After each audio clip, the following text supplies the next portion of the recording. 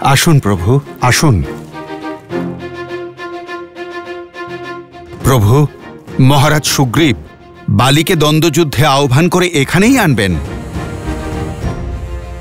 প্রভু, এই স্থান থেকে আপনি সম্পূর্ণ যুদ্ধক্ষেত্রটা স্পষ্ট দেখতে পাবেন, আর আপনার লক্ষ্যের মাঝখানে কোনো রকম বাধা আসবে না।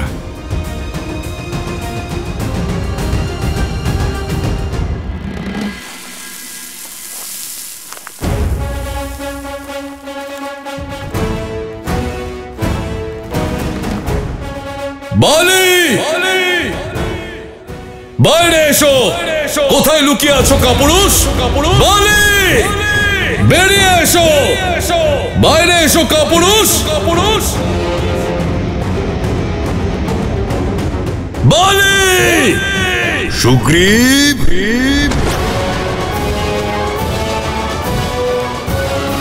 দাঁড়ান স্বামী। মূর্খ হয়ে থেকো না তারা। আজ মৃগ নিজে সিংহের গুহায় এসেছে। ছাড়ো, ছাড়ো।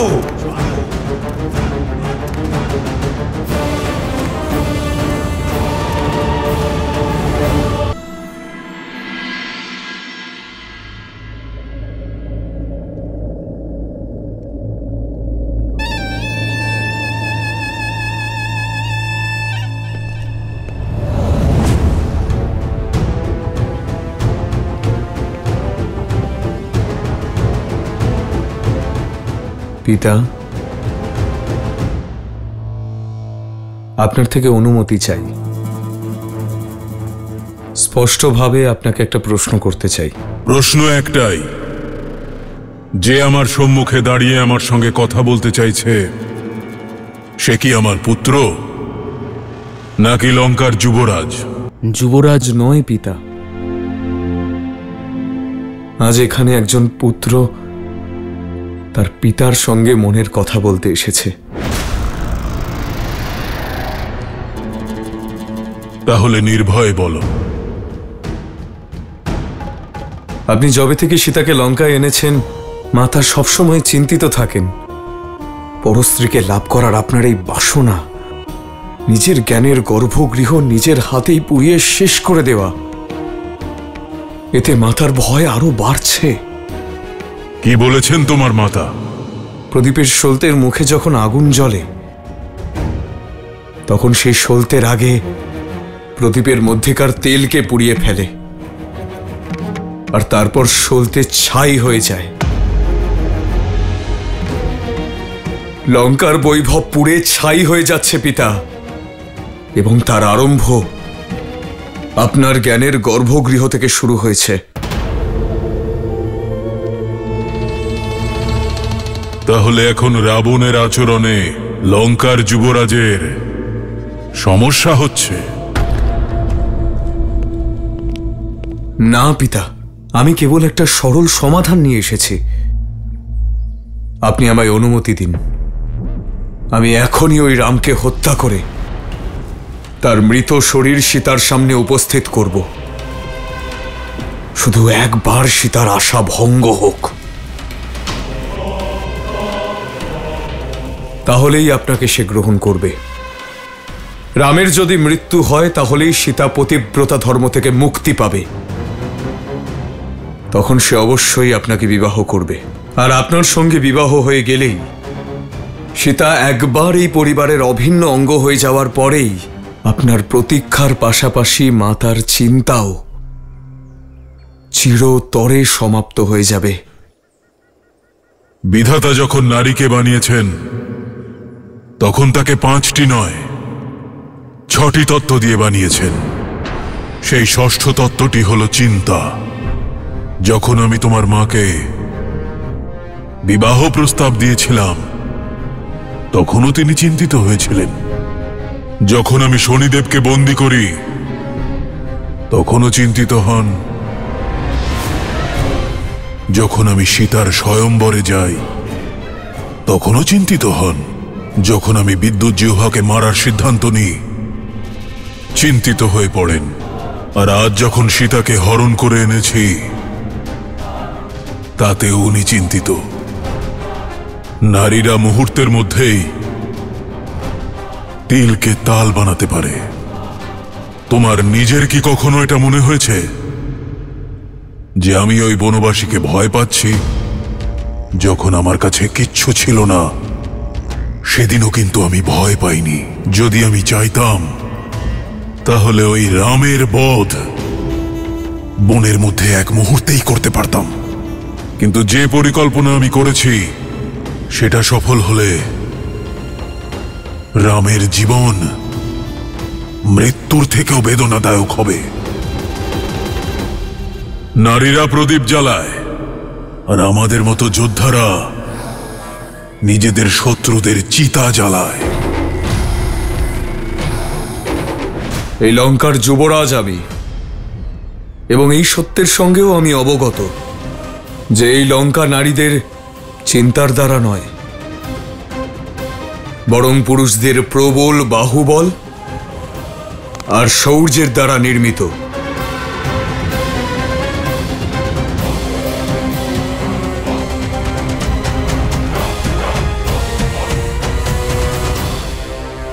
বলি বলি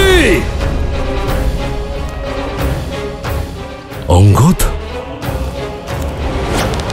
দাঁড়ান প্রভু, ইনি কুমার অঙ্গদ, বালির পুত্র।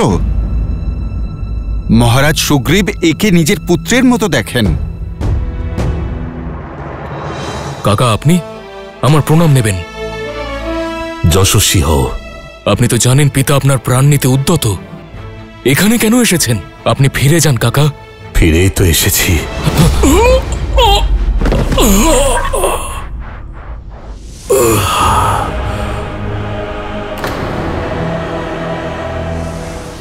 আর সোজা ওই কালের কাছে যাবে যেখান থেকে কেউ ফিরে আসে না। যাক, ভালো হয়েছে তুমি সামনে তো এলে, নইলে আমার মনে সন্দেহ দানা বাঁধছিল যে তুমি আদৌ আমাদের বংশের নাকি নয়। হুঙ্কার দিয়ে মরতে চাও? তাহলে কমপক্ষে এটা বলতে পারবো যে আমি কোনো পলাতককে হত্যা করিনি, বরং একজন সাহসীকে বীর গতি দিয়েছি। আমার বংশ কলঙ্ক থেকে বেঁচে যাবে। আমিও এখানে যুদ্ধ করতেই এসেছি। তাহলে মৃত্যু বরণ করার জন্য তৈরি হয়ে যাও।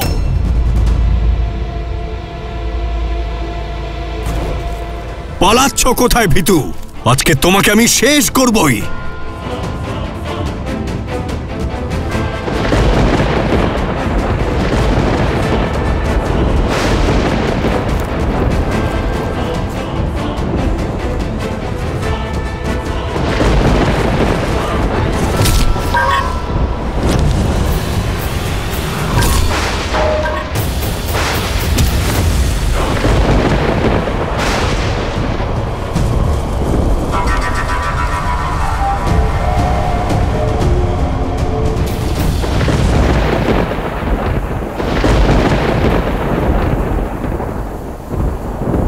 দেখেছেন প্রভু, কিভাবে বালি মহারাজ সুগ্রীবের অর্ধেক শক্তি নিয়ে নিলেন।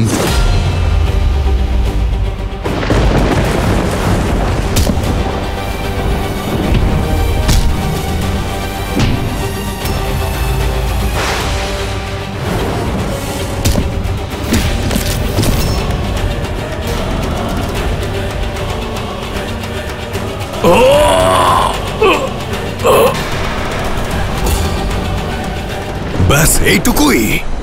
আরো জোরে চিৎকার করো কাপুরুষ, আরো জোরে। তোমার মৃত্যুর থেকেও বেশি তৃপ্তি তোমার এই আর্তনাদ শুনে হচ্ছে আমার। চাইলে পারে তোমাকে আমি পিঁপড়ের মতো ডোরে মেরে ফেলতে পারি, কিন্তু আমি এটা কখনোই করব না। যাও, আর মুশিকের মতো পালিয়ে নিজের গর্তে ঢুকে যাও।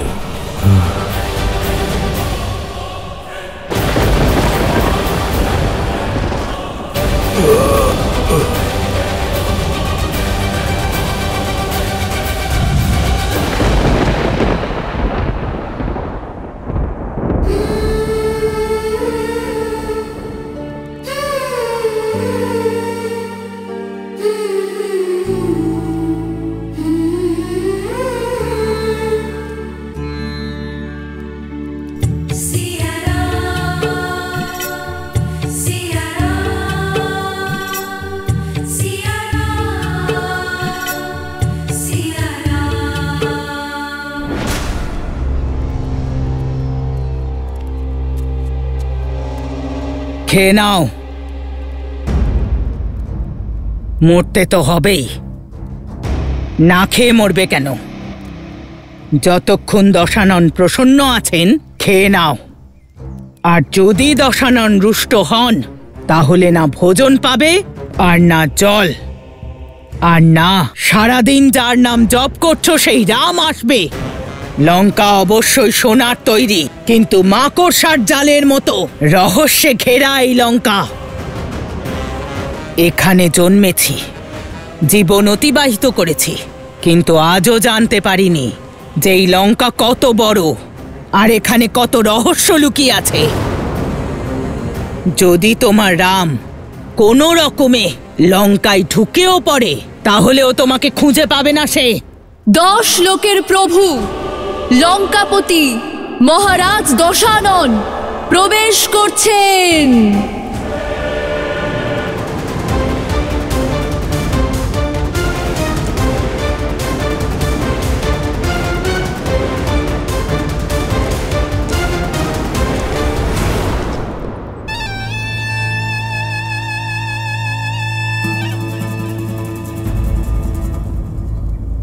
এসো সীতা, চলো আমার সঙ্গে।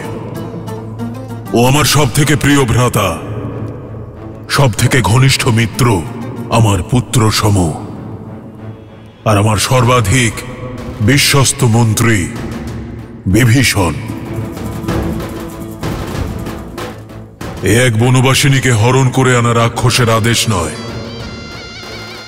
এ লঙ্কেশ দশানন রাবণের অযোধ্যার মহারানীর প্রতি বিনম্র নিবেদন। সেই জন্য রাজধর্ম আর নীতি পালন করতে আমি আমার মন্ত্রীকে সঙ্গে এনেছি।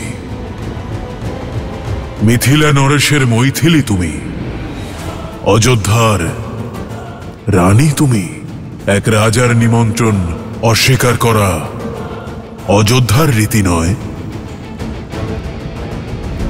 অযোধ্যার রানী কি রাজধর্ম থেকে বিমুখ হবেন? না, এসো আমার সঙ্গে। আজ লঙ্কেশ তোমাকে লঙ্কার মাহাত্ম্য দেখাতে চায়।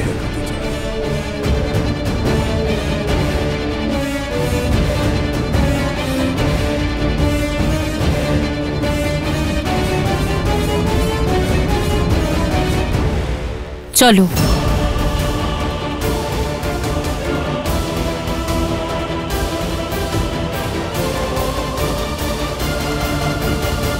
মহাদেব, রাবণ সীতাকে কোথায় নিয়ে যাচ্ছে?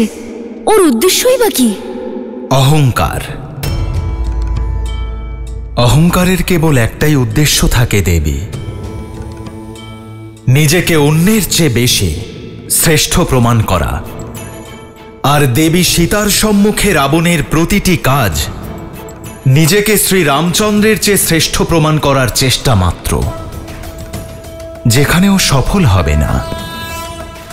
কারণ মলিনতা মনে নিয়ে সে যতই অনুচিত কর্ম করার চেষ্টা করুক, তার ফল কখনোই শুভ হয় না। থাকলো দেবী সীতার কথা। মিথিলা থেকে পাওয়া শিক্ষা আর অযোধ্যার গরিমা তিনি হৃদয়ে ধারণ করেছেন। প্রভু শ্রীরামের ভালোবাসার শক্তির সাহায্যে দেবী সীতা সব বাধা অতিক্রম করবেন। একটা বিষয় বুঝতে পারছি না মহাদেব, যে রাম নামের ভরসায় সীতা অযোধ্যার রাজধর্মের মান রাখার জন্য রাবণের মতো মহাপাপীর সঙ্গে যাচ্ছে, সেখানে মর্যাদা পুরুষোত্তম শ্রীরাম মিত্রধর্ম পালন করছেন না কেন? বালিকে হত্যা করার প্রতিশ্রুতি পালন করছেন না কেন? নির্বাক হয়ে সুগ্রীবের কষ্ট দেখছেন কেন মহাদেব, কেন? দেবী অত্যন্ত ব্যথিত মনে হচ্ছে। মর্যাদা পুরুষোত্তম শ্রীরাম আর মর্যাদা পুরুষোত্তমের মর্যাদা নিয়ে কখনো সন্দেহ প্রকাশ করতে নেই দেবী। শ্রীরাম যা কিছুই করছেন তার পিছনে এক বৃহৎ উদ্দেশ্য লুকিয়ে রয়েছে। সুগ্রীবকে কেন সাহায্য করেননি, খুব শীঘ্রই তার উত্তর পাবেন।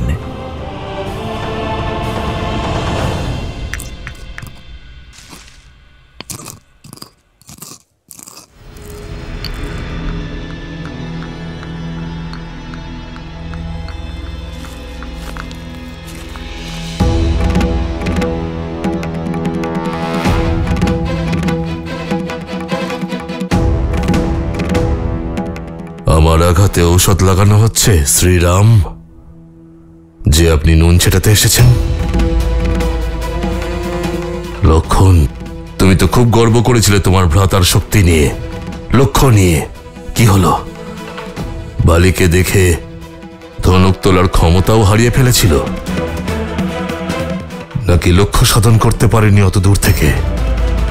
সুরক্ষার প্রতিশ্রুতি দিয়ে বিমুখ হয়ে গেলেন আপনি।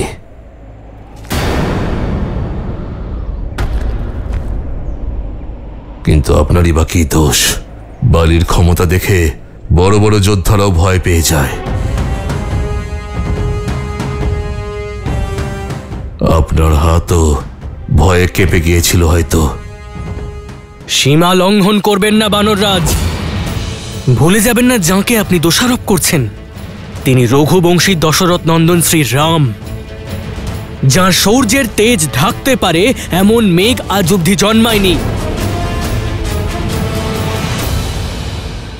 মনের কষ্ট আপনার কথাতেই দূর হলো, আর শারীরিক কষ্ট তো আপনার স্পর্শ মাত্রেই শেষ হয়ে গেল। বলুন, কি আদেশ আমার জন্য? মিত্র, আপনি পুনরায় বালিকে যুদ্ধের জন্য আহ্বান করবেন।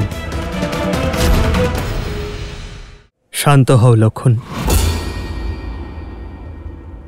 আমার মিত্রের রাগ করার অধিকার আছে। শরীরের কষ্টের থেকেও মনের কষ্ট বের করে ফেলা বেশি আবশ্যক। ধৈর্য ধরুন মহারাজ। যার জন্ম উদ্দেশ্য পূরণের জন্যই হয়েছে, তিনি বিনা উদ্দেশ্যে কোনো কাজ করবেন না। মহারাজ, যদি প্রভু বাণ না চালিয়ে থাকেন, তাহলে তার অবশ্যই কোনো কারণ ছিল। কি কারণ থাকতে পারে হনুমান? আমি আমার মনের কষ্ট ব্যক্ত করতে পারবো না? আপনার সঙ্গে মিত্রতা করার মূল্য আমাকে আমার প্রাণ দিয়ে শোধ করতে হতো। এমন হয় নাকি মিত্রতা? সত্য মিত্রতা সেটা যে মিত্রকে ক্ষতির হাত থেকে বাঁচাবে, তার প্রাণকে রক্ষা করবে, তার জন্য প্রাণ সংকট উৎপন্ন করবে না। আমি বাণ এই জন্য চালাইনি মিত্র, কারণ তোমার প্রাণ রক্ষা করতে চেয়েছিলাম। ধনুক আমি তুলেছিলাম, লক্ষ্য নির্ধারণও করেছিলাম, প্রতিশ্রুতি ভুলিনি মিত্র। আর না বালিকে ভয় পেয়েছি, তবে বিভ্রান্ত অবশ্যই হয়েছি। আমি জানতাম না মিত্র যে আপনারা দুই ভ্রাতা দেখতে একই রকম। আপনাদের রূপ, বর্ণ, ভাবভঙ্গিমা, আকার, আয়তন, মুখের আকৃতির এত মিল। এ সত্য মিত্র যে আমি নির্ধারণই করতে পারিনি আপনাদের মধ্যে বালি কে আর কে সুগ্রীব।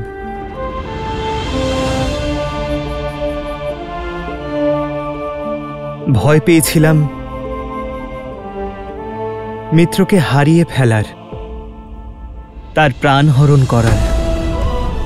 বালির স্থানে যদি আমার তীর আপনাকে বিদ্ধ করত, আমি নিজেকে কোনোদিন ক্ষমা করতে পারতাম না। শুধু এ কারণেই আমি তীর নিক্ষেপ করিনি। আপনার দুঃখ আমি অনুভব করতে পারছি মিত্র। আমার কারণে আপনার মনকে যে কষ্ট পেতে হয়েছে, তার জন্য আমি ক্ষমা প্রার্থী মিত্র।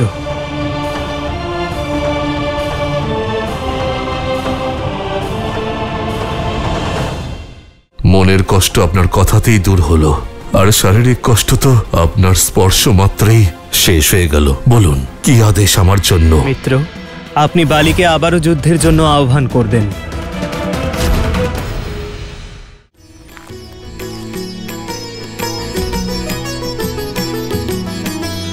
एक रूप तुम भ्राता दो, तेहि भ्रमते नहीं मरे सो।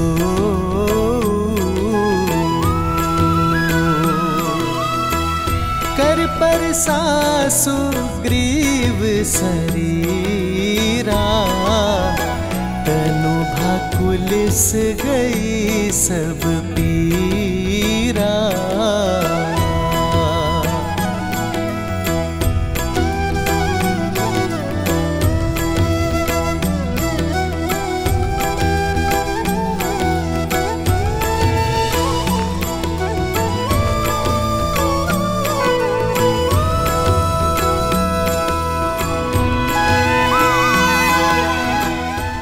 যাচ্ছি। আমাকে আর লজ্জা দেবেন না শ্রীরাম। ক্ষমা তো আমি চাইছি আমার অজ্ঞানতার জন্য, যে আপনার অনুভূতি আমি বুঝতে পারিনি। মনের কষ্ট আপনার কথাতেই দূর হয়ে গেল, আর শারীরিক কষ্ট তো আপনার স্পর্শ মাত্রেই সমাপ্ত হয়ে গেল। আমার সব সন্দেহের অবসান হয়েছে, মনের সব দ্বিধা দূর হয়েছে। নতুন চেতনার জন্ম দিয়েছেন আপনি। ধন্য আপনি শ্রীরাম, ধন্য আপনি।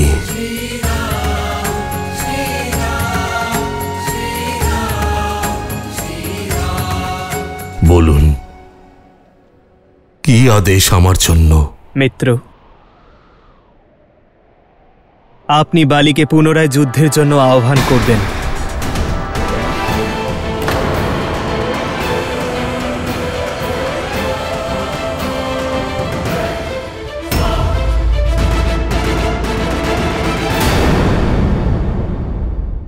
ধন্য আপনি শ্রীরাম, ধন্য আপনি।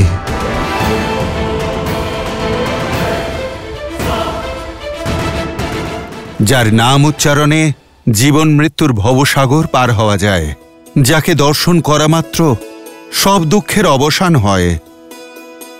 মহারাজ, ওনার স্পর্শে আপনার কষ্ট তো দূর হবারই ছিল। হনুমান, তোমার বাক চাতুরতায়, তোমার প্রেম এবং সম্মান দিয়ে এই নরকে নারায়ণ করো না হনুমান। এ আমার নয়, মিত্রতার শক্তি। স্নেহ আর করুণায় সিক্ত মিত্রতা অমৃত সমান, যা স্পর্শমাত্রই শরীরের কষ্ট দূর করে। এ মিত্রতারই শক্তি হনুমান, যা একের বাণী অন্যের মনে উৎসাহ জাগিয়ে তোলে। যদি গুণগান করতেই হয় হনুমান, তবে মিত্রতার করো, কারণ মিত্রতার থেকে বড় এ সংসারে আর কোনো শক্তি নেই। আপনাকে, আপনার মিত্রতাকে সন্দেহ করার মতো পাপ করেছি আমি। আমাকে ক্ষমা করে দিন। বলুন, কি আদেশ আমার জন্য? মিত্র, বালিকে পুনরায় যুদ্ধের জন্য আহ্বান করবেন।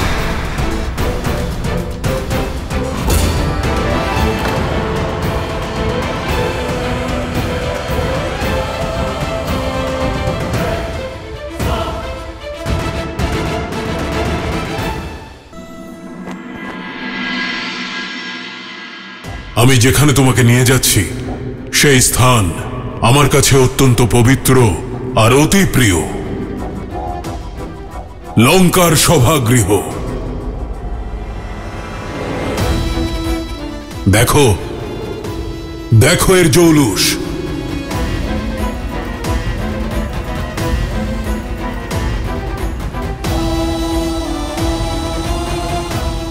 এই সমৃদ্ধ সভাগৃহের প্রতিটি স্বর্ণ স্তম্ভ রাবণের রক্ত, সমর্পণ আর কঠোর পরিশ্রমের সাক্ষী।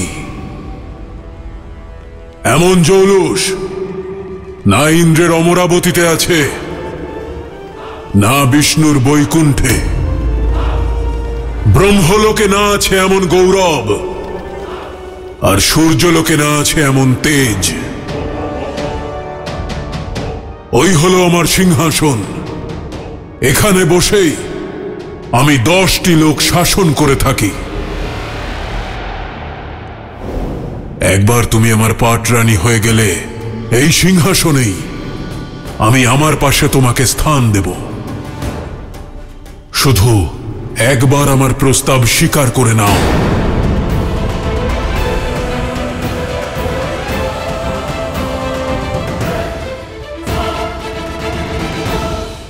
এই সম্মান, এই প্রতিষ্ঠা আমি শক্তি দ্বারা অর্জন করেছি। তুমি কেবল 10টি লোকের অধীশ্বরকে দেখেছ, এক রাক্ষস রাজকে দেখেছ, কিন্তু আজ তুমি দশানন রাবণকে চিনবে। সেই দশানন যার শৈশব দুঃসহ অভাব দেখেছে, যে একটা ভাঙা কুটিরে জন্মেছে, কিন্তু নিজের সাহস আর জেদের দ্বারা এই স্বর্ণ লঙ্কা লাভ করেছে। পিতা যাকে পরিত্যাগ করেছে, অসহ্য ক্ষুধা এবং তৃষ্ণায় কাতর ভাই বোনের ক্রন্দন যে সহ্য করেছে, বলশালীদের তিরস্কার সহ্য করেছে, এমনই দুর্গম বহু বাধা উত্তীর্ণ করে তবেই এখানে পৌঁছেছে সে। যা লাভ করেছে তা নিজের শক্তির দ্বারা, প্রহারের দ্বারা, প্রয়াসের দ্বারা নিয়তির থেকে ছিনিয়ে নিয়েছে। নিজের শৌর্য, কর্ম আর ইচ্ছা শক্তির দ্বারা করেছে।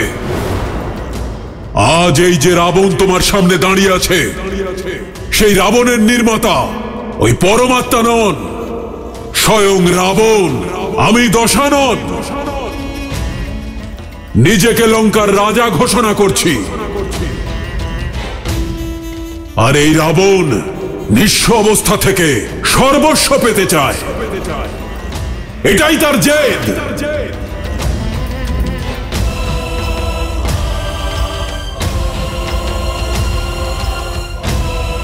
শুধু এটুকুই লঙ্কেশ দশানন রাবণের কাহিনী, তার বিজয় গাথা। তোমার রামের কাহিনী বলো। জীবনে কি পেয়েছে সে, কি অর্জন করেছে? কে এই রাম? রঘুবংশের কুলপ্রদীপ, রাজা নেমির পুত্র, রাজপ্রাসাদে জন্ম নেওয়া, সোনার থালায় প্রাসাদের সুস্বাদু খাবার খেয়েছে। ভাগ্যই তো রাজকুমার বানিয়েছে তাকে, কিন্তু তার কর্ম তাকে বানিয়েছে বনবাসী, যে বনের কাঁটা থেকে বাঁচতে পাদুকাও পড়তে পারে না, দুবেলার অন্ন সংগ্রহ করতে পারে না। আরে স্বামী তো সেই যে নিজের স্ত্রীকে রক্ষা করতে পারে। পুরুষ হলো সেই যে নিজের স্ত্রীকে আভূষণ দিতে পারে। কি দিয়েছে ওই রাম তোমাকে সীতা? এমন কি আছে ওর যার জন্য তুমি ওই তুচ্ছ বনবাসীকে মন প্রাণ দিয়ে ভালোবাসো? এমন কি আছে ওর যার জন্য তুমি রাবণকে পাওয়ার সুযোগ হারাচ্ছ? আমার তুলনায় কে ওই রাম? যদি তোমার বিজয় গাথা শোনানো শেষ হয়ে থাকে, তাহলে আমি আমার উত্তর জানাই। তারই তো প্রতীক্ষায় রয়েছি আমি। ব্রহ্মাণ্ড জয় করার নামে সংসারের সমস্ত বস্তুকে নিজের অধীনস্থ করার প্রচেষ্টায় তুমি তো ভুলেই গেছো যে এক পতিব্রতা নারীর ভালোবাসা, তার আত্মসম্মান আর তার আত্মা কোনো বস্তু নয় যাকে তুমি তোমার স্বর্ণের জৌলুস দেখিয়ে আকর্ষিত করতে পারবে। আমি আমার নিজের ইচ্ছায়, আমার শ্রীরামের জন্য ওনার সঙ্গে কাটানো এই 13 বর্ষের বনবাসে একটা কথা স্পষ্ট বুঝতে পেরেছি রাবণ, যে এক স্ত্রীর বেঁচে থাকার জন্য ঐশ্বর্য আর স্বাচ্ছন্দ্য নয়, নিজের স্বামীর নিঃস্বার্থ আর পবিত্র ভালোবাসাই যথেষ্ট। এই সংসারের সবথেকে মূল্যবান সম্পদ হলো নিজের সঙ্গীর সঙ্গে কাটানো সুখের মুহূর্ত। আর যে মুহূর্ত আমি শ্রীরামের সঙ্গে কাটিয়েছি তার তুলনায় তো তোমার এই সমগ্র লঙ্কার স্বর্ণও কিচ্ছু নয়। সীতার সম্পদ হলো শ্রীরামের ভালোবাসা আর তার সঙ্গ।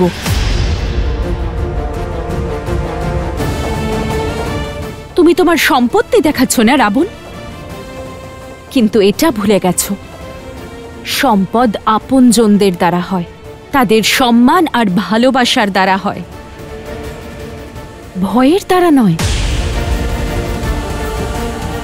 তোমার ভ্রাতা হন না উনি? কত ভালোবাসা আর সম্মান আছে ওনার তোমার প্রতি, নাকি শুধুই ভয় পান তোমাকে?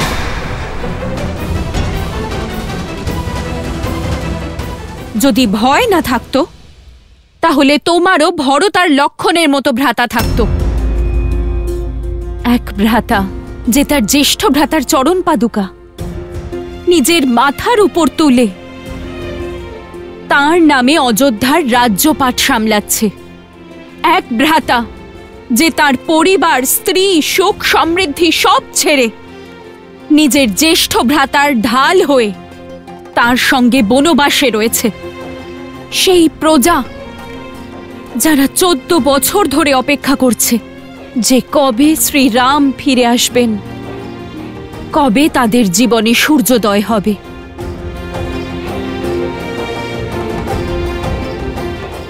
কি আছে তোমার কাছে? এক ভ্রাতা যে শুধু ভয় পেয়ে তোমার সঙ্গে আছে, যার মনে আর মস্তিষ্কে অন্য কারোর প্রতি ভক্তি আর অন্য কারোর প্রতি ভালোবাসা রয়েছে। এক সেই ভ্রাতা যাকে লোভের কারণে তুমি সারা জীবনের জন্য নিদ্রার পাশে আবদ্ধ করেছ। সেই পুত্র যাকে সংস্কার দাওনি তুমি, শুধু অস্ত্র রূপে বড় করে তুলেছ।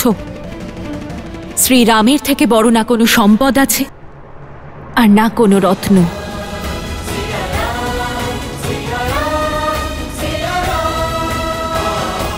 যে সীতাকে শ্রীরাম তার হৃদয়ের সিংহাসনে বসিয়েছেন, তাকে তুমি এই স্বর্ণ সিংহাসনের লোভ দেখাচ্ছ। জয় করেছ তুমি 10টি লোক, কিন্তু আমার শ্রীরাম অযোধ্যা থেকে বেরিয়ে এসে এত হৃদয় জয় করেছেন, তা যদি তুমি গণনা করতে শুরু করো, এই জীবদ্দশায় শেষ করে উঠতে পারবে না। লঙ্কার এই স্বর্ণের শিলা তোমার প্রাণ, আর আমার শ্রীরাম শিলাতে প্রাণ প্রতিষ্ঠা করেছেন। ভালোবাসা সেই মাধ্যম, সেই বন্ধন যা সব লোভ, সব লালসার ঊর্ধ্বে। নিজের সমৃদ্ধি বৃদ্ধিতে মনোযোগী হও রাবণ, অন্যের স্ত্রীকে নিজের করতে নয়। কারণ সমৃদ্ধির উৎস হল ভালোবাসা আর সম্মান, যা আমার মনে আছে আমার শ্রীরামের প্রতি। এখনো সময় আছে রাবণ, ক্ষমা চেয়ে নাও শ্রীরামের কাছে। আমাকে সসম্মানে ওনার কাছে ফিরিয়ে দাও, আর তোমার এই সিংহাসনে তোমার স্ত্রীকে সসম্মানে স্থান দাও। আসবে না তোমার রাম? আসবেন, আমার শ্রীরাম আসবেন। বিশ্বাসকে বন্দী করে রাখতে পারে এমন কোনো বন্ধন নেই, ভালোবাসা পার হতে পারবে না এমন কোনো সাগর নেই। আমার শ্রীরাম আসবেন আমাকে নিতে।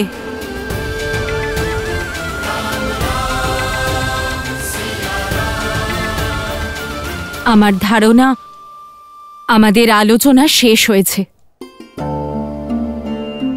এবার আমি অশোক বাটিকায় গিয়ে আমার শ্রীরামের চিন্তায় ডুবে যেতে চাই। আমার শ্রীরামের সঙ্গে কাটানো প্রতিটি মুহূর্ত স্মরণ করতে চাই আমি।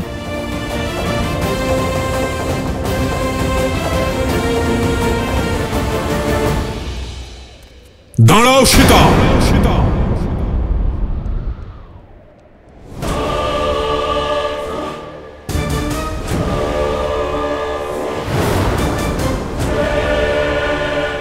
আমার ভালোবাসাকে আমার দুর্বলতা ভেবে ভুল করো না। আমি তোমার সামনে ভালোবাসা নিবেদন করেছিলাম, ভিক্ষা চাইনি। আমার মনে জ্বলতে থাকা ক্রোধের আগুনকে উস্কে দিও না। যদি আমার হৃদয় থেকে তোমার প্রতি ভালোবাসা চলে যায়, তাহলে ভয়ঙ্কর হয়ে উঠব। যদি আমি তোমার ভালোবাসা না পাই, তাহলে এই সমগ্র সংসার রাবণের ভয়ে থরথর করে কাঁপবে।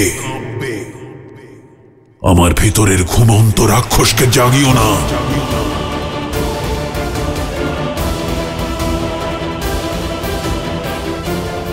যে রাবণের সামনে তুমি রামের গুণগান করছো সে কোনো সাধারণ রাক্ষস নয়, রাক্ষস রাজ রাবণ সে।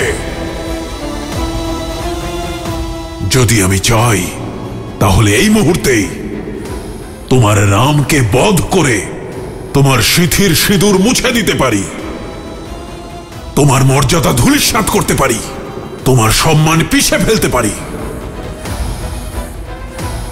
কিন্তু এ আমার ভালোবাসা যার জন্য তুমি সুরক্ষিত।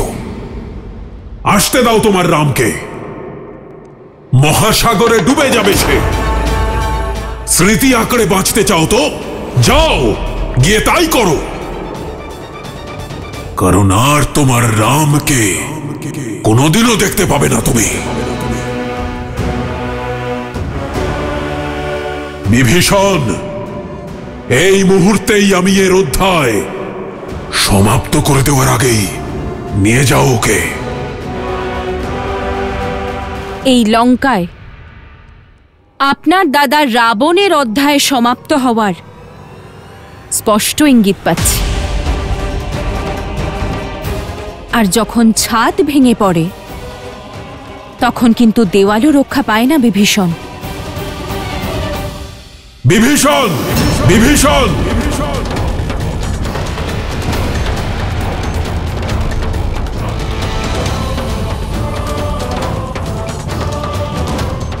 দেবী,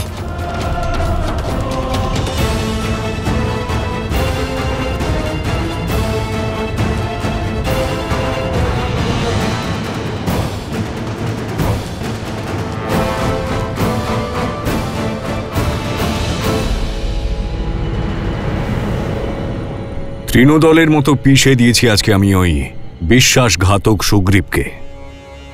আমার সামনে এমন চিৎকার করছিল যেন হস্তির পায়ের তলায় মুশিক। এমন আনন্দ তো আমি জীবনে কোনো দিনও পাইনি যতটা ওই পলাতকের অস্থি ভাঙতে পেলাম। হয়তো ঋষ্যমুখ পর্বতের কোনো এক গুহার মধ্যে লুকিয়ে নিজের ক্ষত সারাচ্ছেও এখন। বুঝতে পারলে পুত্র অঙ্গদ, এটা বীরভুক্ত বসুন্ধরা, অর্থাৎ একমাত্র বীরদেরই সকল সুখ ভোগ করার অধিকার আছে। শক্তির সব সময় জয় হয়। এবারে ওই পলাতক আর কখনো নিজের মুখ আর আমাকে দেখাবে না। বালি, বেরিয়ে এসো। কোথায় লুকিয়ে আছো কাপুরুষ? বেরিয়ে এসো, যুদ্ধ করো আমার সঙ্গে। বালি, বেরিয়ে এসো, যুদ্ধ করো আমার সঙ্গে।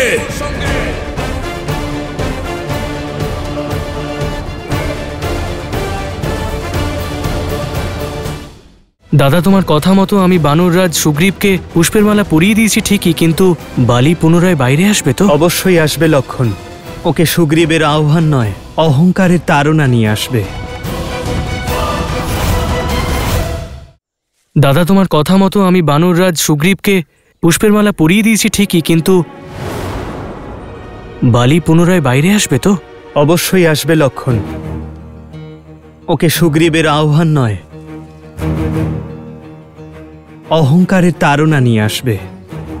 কিন্তু তুমি এত নিশ্চিত রূপে বলছো কি করে দাদা? যদি বালি সুগ্রীবের গলায় ওই মালা দেখে কোনো সন্দেহ করে তখন? যদিও আমাদের পরিকল্পনার ব্যাপারে আভাস পায় তখন? অহংকারের আবরণ খুবই গাঢ় হয় লক্ষণ। নেত্র একবার আবৃত হলে আর কিছুই দেখতে পায় না। শক্তির নেশায় মত্ত অহংকারী জানতেই পারে না যে তার কোন যুদ্ধ লড়া উচিত আর কোনটি উচিত নয়। আজ বালির অহংকারী তাকে এখানে নিয়ে আসবে। বালি অবশ্যই লড়তে আসবে লক্ষণ। বালি, কাপুরুষ, বেরিয়ে এসো, যুদ্ধ করো আমার সঙ্গে। সুগ্রীব,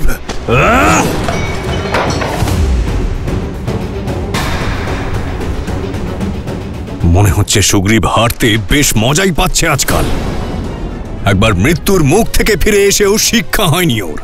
ও জানে না ও বালিকে উস্কেছে।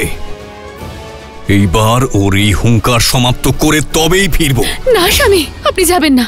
একবার ভেবে দেখুন, এই তো কিছুকাল পূর্বেই আপনার কাছে পরাজিত হয়ে পালিয়ে গিয়েছিল সুগ্রীব, আর এত শীঘ্রই এসে আপনাকে আবার যুদ্ধে আহ্বান জানাচ্ছে। স্বামী, আমার ভয় করছে। ভয় করলে এটাই করো যে এই যুদ্ধের পরে ও ফিরতে পারবে কিনা। ভীতুটা আবার ফিরে এসেছে। ওর অস্তিত্ব আগেই ভেঙে দিয়েছি আমি। আজকে আমি ওর থেকে ওর প্রাণটাও কেড়ে নেব। বোঝার চেষ্টা করুন স্বামী, কেউ এমন তখনই করে যখন সে নিজে ষড়যন্ত্র করে অথবা কোনো শক্তিশালী বন্ধুর সাহায্য পায়। আর গুপ্তচরেরা তো আমাদের জানিয়েছে যে সুগ্রীব শ্রীরামের সাথে সন্ধি করেছে। শ্রীরামের শক্তি সম্বন্ধে তো আপনিও অবগত স্বামী। কি হলো বালি, ভয় পেয়ে গেলে নাকি? বেরিয়ে এসো বালি, কাপুরুষ, কোথায় লুকিয়ে আছো? স্বামী, বালি, বেরিয়ে এসো আর যুদ্ধ করো আমার সঙ্গে। না স্বামী, যদি একটা যুদ্ধ না লড়েন তাতে কোনো অনর্থ ঘটবে না। সাদা কাপড়ের উপরে এক ফোঁটা কাদাও খুব বড় দেখায় তারা। যদি আমি এই যুদ্ধে না যাই তাহলে আমার কীর্তি কলঙ্কিত হয়ে যাবে। যুদ্ধ আর দূতের নিমন্ত্রণ একজন রাজা কখনোই ফিরিয়ে দেয় না। পিতা, যদি এতে আপনার সম্মানের প্রশ্ন থাকে তবে আমাকে অনুমতি দিন। কাকার সঙ্গে লড়তে আমি যাব। এটা আরো অপমানজনক হবে পুত্র। নিজের পিতার শক্তিকে ছোট করে দেখার দুঃসাহস করো না। কিন্তু কিষ্কিন্ধার রাজা নিজের কর্তব্য অবশ্যই করবে। আজ না হয় সামনে সুগ্রীব দাঁড়িয়ে আছে, কাল যদি তুমিও আমায় যুদ্ধের জন্য আহ্বান জানাও তাহলে আমি তোমার সঙ্গেও যুদ্ধ করব। ভাবো কি কীর্তি হবে আমার যে আমার বিরুদ্ধে রামকেও ষড়যন্ত্র করতে হলো। আজ হয় সুগ্রীবের শ্বাস ছিন্ন হবে, নইলে রাম তার মর্যাদা হারাবে। স্বামী, একটু খেয়াল করে দেখুন, সুগ্রীবের গলায় পুষ্পের মালা।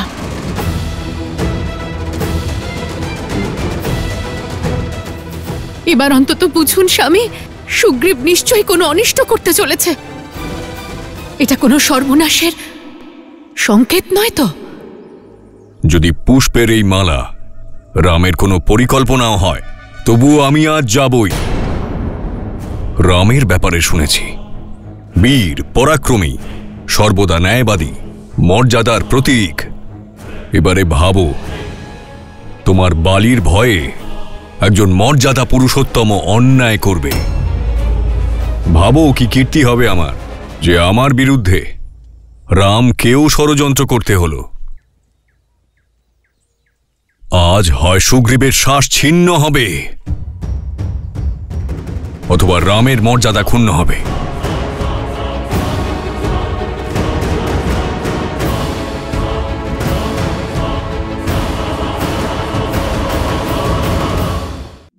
বালি, কাপুরুষ, বেরিয়ে এসো, যুদ্ধ করো আমার সঙ্গে।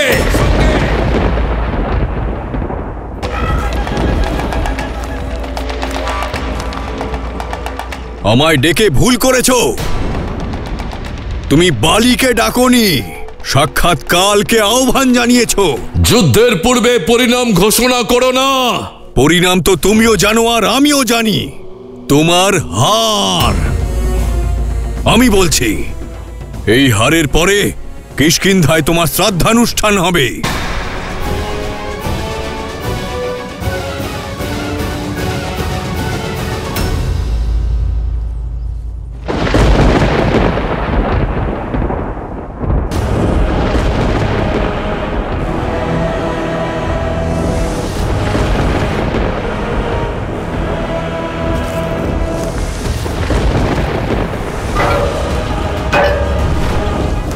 এখন আর কিসের অপেক্ষা দাদা? এখন তো নিশ্চিত হওয়া গেছে যে কে বালি আর কে সুগ্রীব। কোনো অনিষ্ট হওয়ার পূর্বে তুমি প্রহার করো বালির ওপর।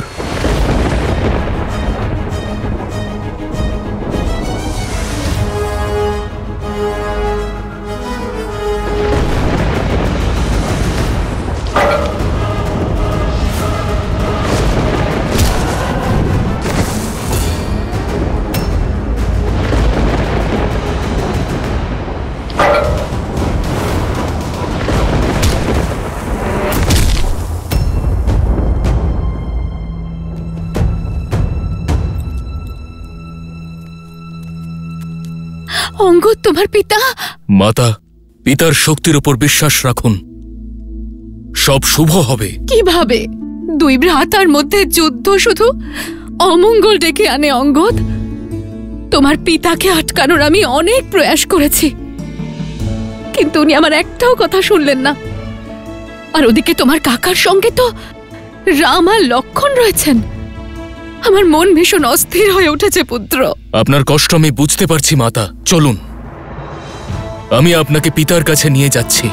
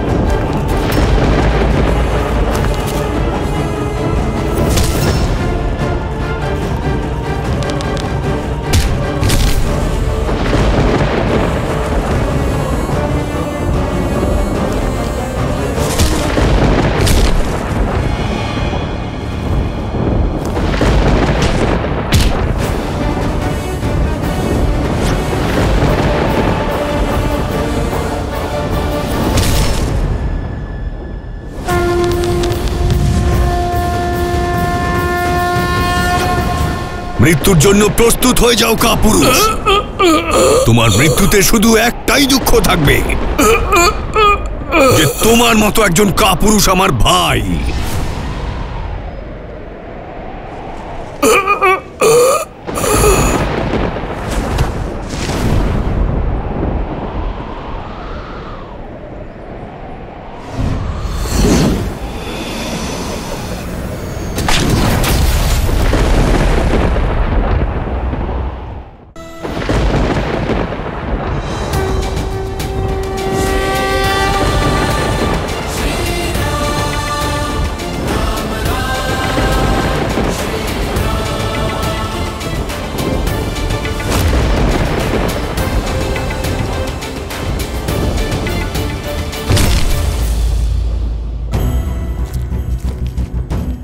না মহারানী, আপনার ওখানে যাওয়ার উচিত নয়।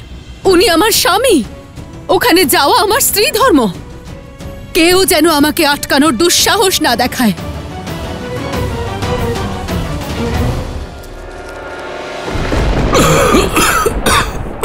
श्री रामचंद्र कृपालु भजु मन हरण भव भय दारुणम नव कंज लोचन कंज मुख कर कंज पद कंजारुणम श्री राम राम राम श्री আমাকে জীবন দান করার জন্য ধন্যবাদ শ্রীরাম।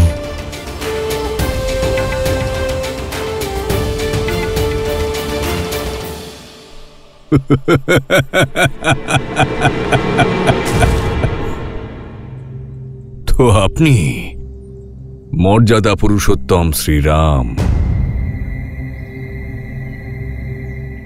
ধর্মাত্মা রাজা শ্রী দশরথ নন্দন রাম, রঘুবংশী রাম, যার নীতি, সূর্য, ধর্ম আর করুণার কীর্তি তিন লোকেই ছড়িয়ে আছে। কিন্তু এই সংসারে আজ আমি আপনার আরেকটা গুণের বর্ণনা দিয়েছি, যে রাম করুণার সাগর নয়, ছলনার কুমো। বলুন রাম, কোথায় ছিল আপনার ধর্ম যখন আপনি চোরেদের মতো লুকিয়ে আমায় তীরবিদ্ধ করলেন? কোথায় গেছিল আপনার মর্যাদা, আপনার শৌর্য, যখন আপনি আমার সাথে ছলনা করলেন? যে ধর্ম, যে নীতি, যে মর্যাদার কথা তুমি বলছো বালি, বহু বৎসর পূর্বেই তা তুমি ভস্ম করে দিয়েছ। নিজের ছোট ভাইকে সন্দেহ করা, তার উপর দোষারোপ করা কোথাকার ধর্ম? ছোট ভাইয়ের স্ত্রী কন্যা তুল্য হয় বালি। কোথায় ছিল তোমার মর্যাদা? যখন তোমার কন্যা তুল্য রুমাকে শক্তি প্রয়োগ করে তাকে অধিকৃত করেছিলে তুমি। যুদ্ধের পূর্বেই আমি তোমাকে বধ করতে পারতাম বালি, কিন্তু যতক্ষণ তুমি শক্তি প্রয়োগ করছিলে আমি শান্ত ছিলাম। তারপর তুমি দ্বন্দ্বযুদ্ধের নিয়ম ভঙ্গ করলে। নিজের মায়াবী শক্তি প্রয়োগ করে যখন তুমি সুগ্রীবের শক্তি কেড়ে নেবার চেষ্টা করলে, তখন আমাকে আসতেই হলো।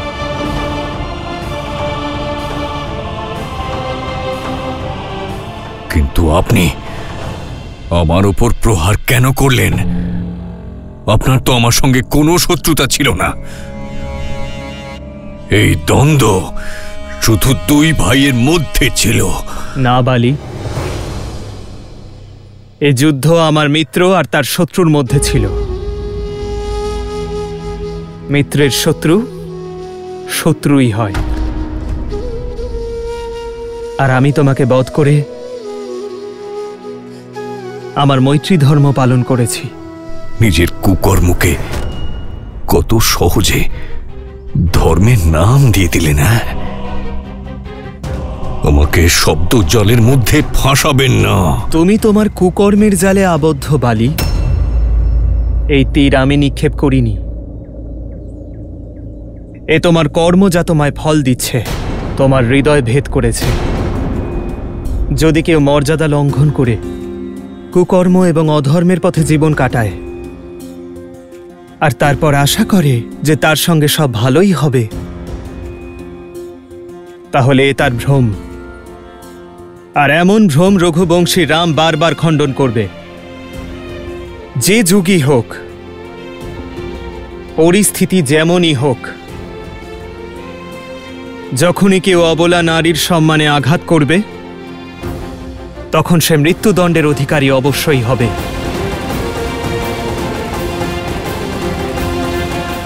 সমগ্র জীবন অন্যায় আর অধর্মের পথে চলে ন্যায়ের প্রশ্ন তুলো না বালি। বুঝতে পেরেছি, সব বুঝতে পেরেছি আমি। কিন্তু একটা প্রশ্ন এখনো আছে। আপনি আপনার বন্ধুত্বের হাত এই কাপুরুষের দিকে কেন বাড়ালেন? যদি আপনি দেবী সীতাকে রাবণের পাশ থেকে মুক্ত করতেই চাইছিলেন, তাহলে আমার কাছে আসতেন। আমি বিনা সময় ব্যয় আপনার সমস্যার সমাধান করে দিতাম। ওই রাবণকে নিয়ে এসে আপনার চরণে অর্পণ করতাম। তোমার থেকে সাহায্য চাওয়া অধর্ম হতো বালি। আর আমি একজন পাপীকে শেষ করতে অন্য পাপীর সাহায্য কি করে নিতাম? তুমিও একই পাপ করেছ বালি, যা রাবণ করেছে। আজ থেকে তুমি আমার স্ত্রী। আমি সুগ্রীবের সঙ্গে মিত্রতা করেছি কারণ সে ধর্ম, ন্যায়, নীতি এবং সত্যের পক্ষে রয়েছে। আর এই সংসারে যে ধর্ম, ন্যায় এবং সত্যের সঙ্গে থাকবে, সে কখনোই একা হবে না। এই রঘুবংশী রাম তার শক্তি হয়ে তার সঙ্গে থাকবে।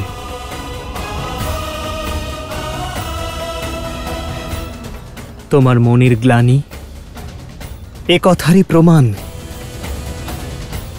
যে তোমার মনে এখনো অহংকার রয়েছে বালি। আর তোমার ভ্রাতা সুগ্রীবের নেত্রে অশ্রু।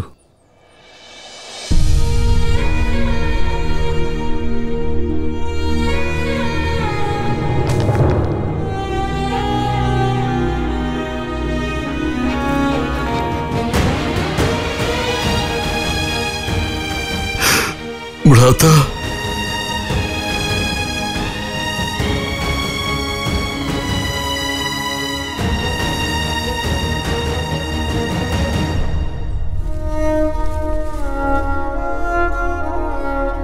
সুগ্রীব, আমায় ক্ষমা করে দাও। কেঁদো না।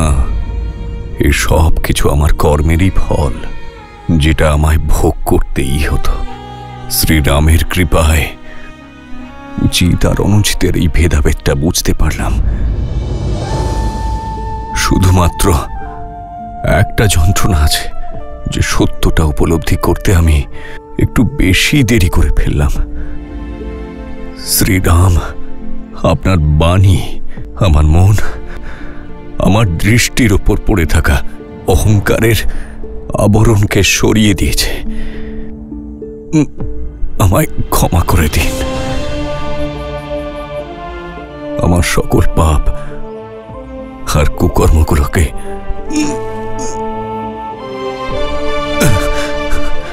ক্ষমা করে দিন।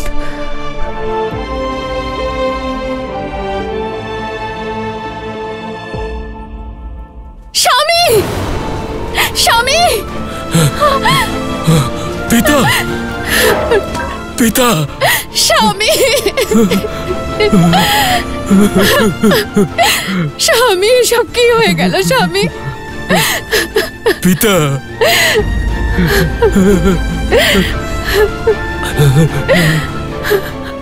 কি হয়ে গেল স্বামী? আর তুমি আমায় আটকানোর, সুপথে নিয়ে আসার চেষ্টা করেছ, কিন্তু আমি তোমার একটা কথাও শুনিনি। এটা আমার কুকর্মের ফল। তারা, আমায় যেতে দাও। না না স্বামী, আপনি আমাকে ছেড়ে যেতে পারেন না স্বামী। আমাকেও আপনার সঙ্গে নিয়ে চলুন। না তারা, আমি মরছি না, আমি মুক্তি পাচ্ছি। সাক্ষাৎ শ্রীরামের সামনে নিজের দেহ ত্যাগ করছি।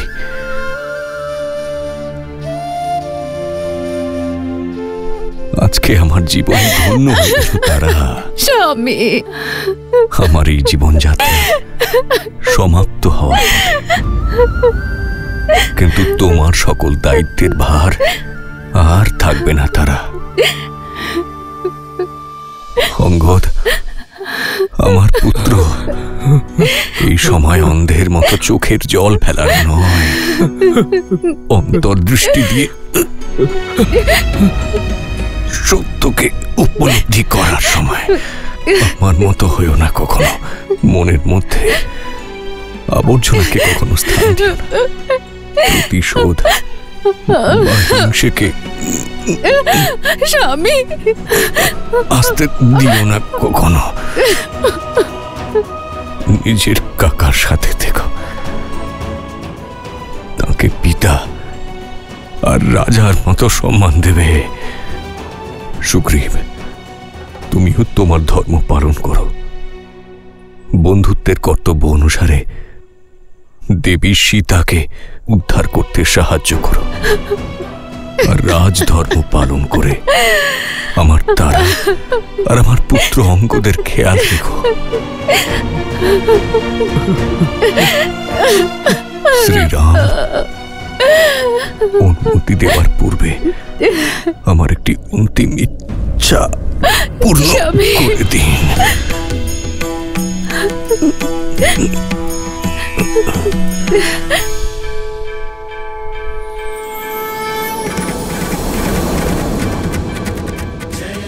রাম,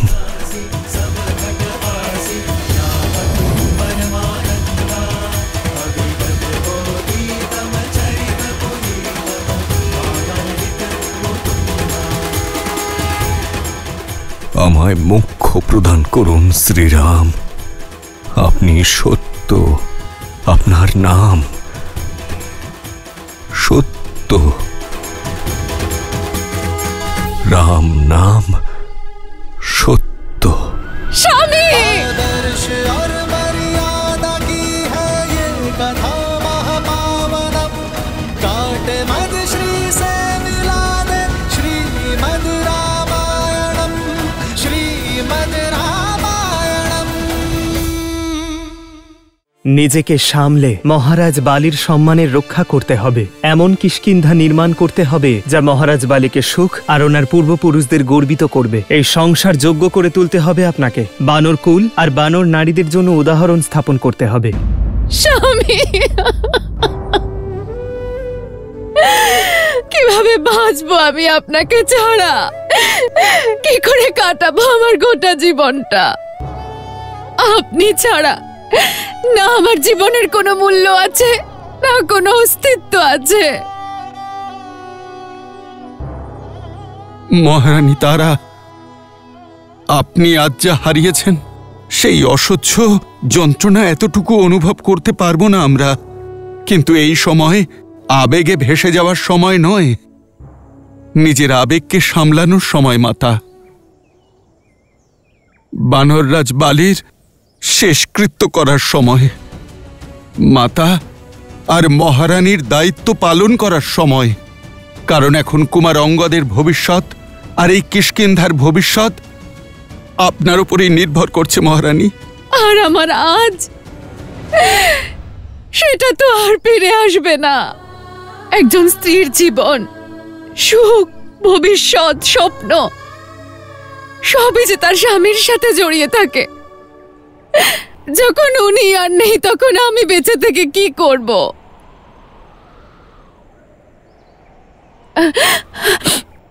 আমার আর বেঁচে থাকার কোনো অর্থ নেই।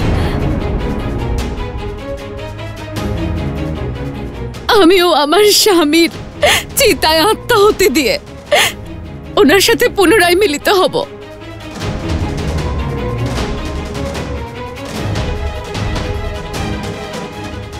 ওখানে কত একা হয়ে পড়েছেন উনি। শ্রীরাম, আপনি তো করুণাময়। আপনি আমার স্বামীর অন্তিম ইচ্ছা পূরণ করেছেন। আপনি কি আমার উপরেও কৃপা দৃষ্টি দেবেন? দেবী, আপনি... শ্রীরাম, আপনার তুনিরের বান তো অজেয়। এক বান দিয়ে আপনি আমার স্বামীকে উদ্ধার করেছেন। আরো একটা বান প্রয়োগ করুন। আপনি কি আরো একটা বান প্রয়োগ করে আমাকে দেহ থেকে মুক্তি দিতে পারেন? আমাকে আমার স্বামীর কাছে পাঠিয়ে দিতে পারেন? নিজেকে সামলে মহারাজ বালির সম্মানের রক্ষা করতে হবে। এমন কিষ্কিন্ধা নির্মাণ করতে হবে যা মহারাজ বালিকে সুখ আর ওনার পূর্বপুরুষদের গর্বিত করবে। এই সংসার যোগ্য করে তুলতে হবে আপনাকে। বানর কুল আর বানর নারীদের জন্য উদাহরণ স্থাপন করতে হবে। দেবী তারা, এ আপনি নন। আপনার হৃদয়ের আঘাতের যন্ত্রণা বলছে।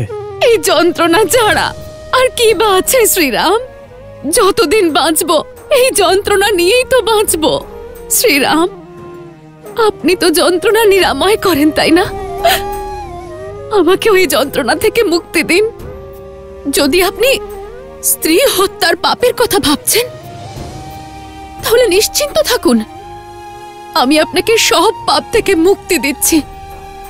কিন্তু আমাকে সতী হওয়ার একটা সুযোগ দিন। সতীর অর্থ কি তা সম্পূর্ণরূপে জানেন আপনি? সতী তিনি যিনি সত্য পালন করেন, আর সত্য হলো এই দেবী তারা যে আপনি কেবল মহারাজ বালির স্ত্রী আর অঙ্গদের মাতাই নন, এই সমগ্র বানর কুলের ভবিষ্যৎ। আজ আপনি কেবল আপনার মৃত স্বামীর মুখ দেখছেন।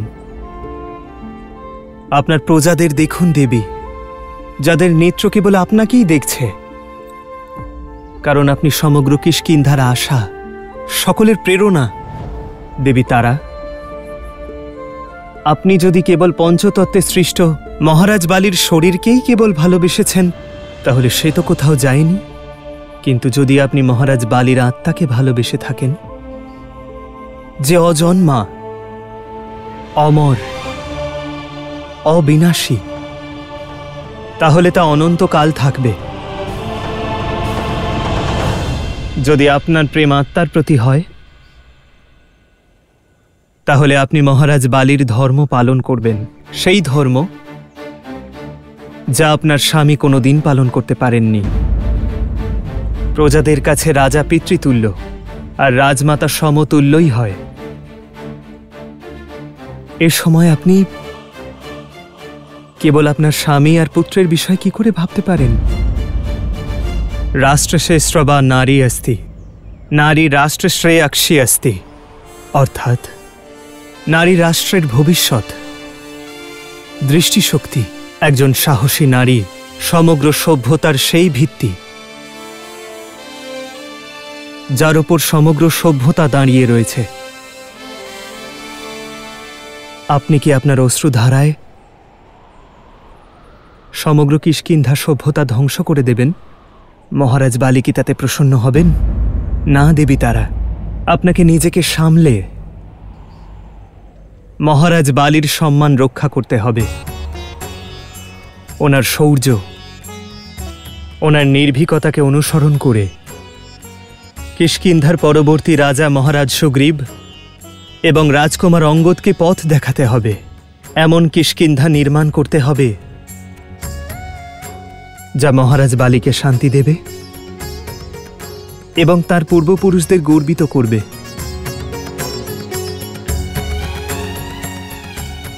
সুদীর্ঘ পথ দেবী, আপনাকেই সে পথ অতিক্রম করতে হবে। বানর কুল এবং বানর নারীদের জন্য দৃষ্টান্ত স্থাপন করতে হবে আপনাকে।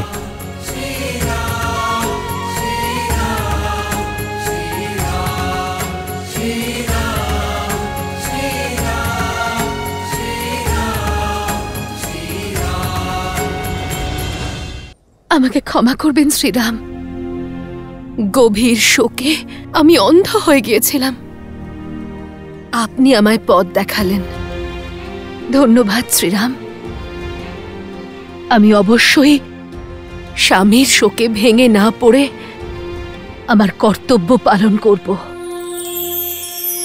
প্রভু শ্রীরামচন্দ্রের জয়! প্রভু শ্রীরামচন্দ্রের জয়! প্রভু শ্রীরামচন্দ্রের জয়!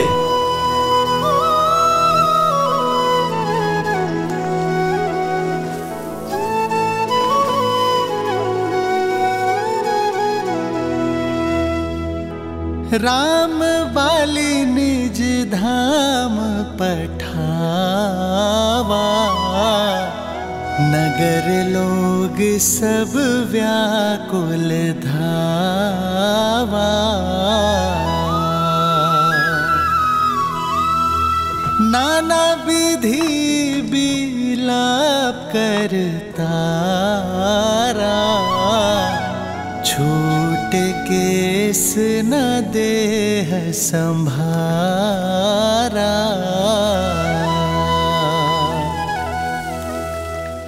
उमा दारू जोशित की नाई, सब ही नचावत राम गोसाई।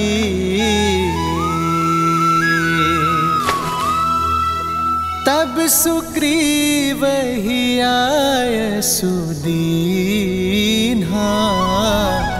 मृतक करम विधिवत सब कीन्हा।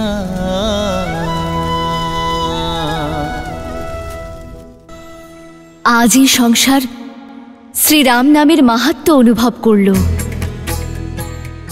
শ্রীরাম নিজের মর্যাদা দ্বারা বালির মতো অধার্মিকের মনেও ধর্মের আগুন জ্বালালো, তার পাপের বিনাশ করে তাকে প্রায়শ্চিত্তের পথে নিয়ে এলো, আর তার স্ত্রীকে সংসারের কল্যাণের জন্য প্রেরণা দিল। কিন্তু সীতা, তার কি হবে? সীতা ছাড়া না রামের অস্তিত্ব আছে আর না রামায়ণের। একমাত্র দেবী সীতাই শ্রীরামকে পূর্ণ করতে পারেন। আমি বুঝলাম না। ধর্মের যে সূর্য শ্রীরামের ভেতর বিচ্ছুরিত হচ্ছে, সেই রশ্মি দেবী সীতাই তো প্রজ্বলিত করেন দেবী। কারণ রামের শক্তির অংশই হলেন সীতা। হেয়ালি করবেন না মহাদেব, বলুন না আপনি কি বলতে চাইছেন। সবকিছুই যদি আমি বলে দেব, তাহলে আপনি দেখার আনন্দ কিভাবে লাভ করবেন? দয়া করে আপনার চোখ খুলুন আর নিজেই দেখুন যে কিভাবে দেবী সীতা শ্রীরামের পথে চলেছেন আর সবাইকে পথ দেখাচ্ছেন।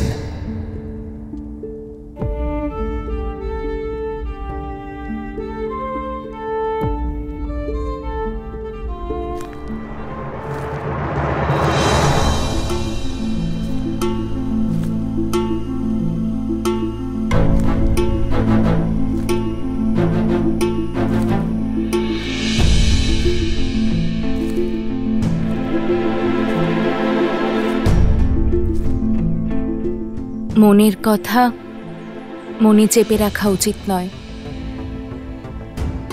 বলো, আজ তোমাদের মহারাজ আবার তোমাকে কোন উদ্দেশ্যে আমার কাছে পাঠিয়েছে? আজ আমি কারোর কথায় এখানে আসিনি, নিজের ইচ্ছেতে এসেছি দেবী। তোমার সংকল্প, তোমার সততা, স্বামীর প্রতি তোমার ভালোবাসা আর সাহসিকতায় প্রভাবিত হয়ে এখানে এসেছি। আমি দেবতাদের, গ্রহদের, এমনকি সাক্ষাৎ যমরাজকেও রাবণের ভয়ে থরথর করে কাঁপতে দেখেছি।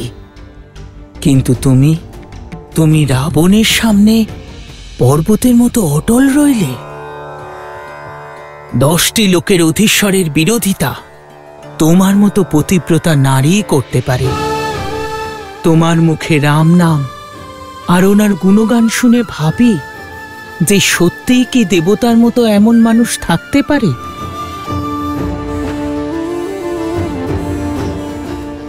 এ তোমাদের মহারাজের নতুন কোনো নীতি? আমাকে পাওয়ার জন্য নতুন কোনো ষড়যন্ত্র? তাহলে জেনে রাখো, তুমি সফল হবে না।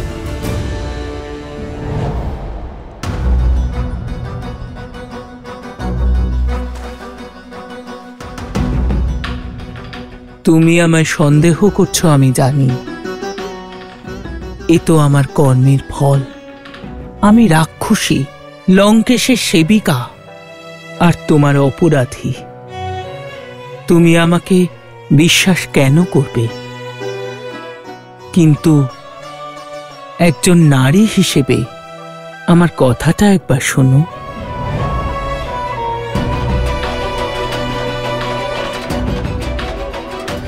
আমি মিনতি করছি, কিছু খেয়ে নাও। যে রাম নামের জপ তুমি এত শ্রদ্ধা আর নিষ্ঠার সাথে করে চলেছ, উনি আসা পর্যন্ত নিজের শরীরকে সুস্থ রাখো। না হলে ওনার দর্শন পাওয়ার জন্য তুমি কি করে জীবিত থাকবে?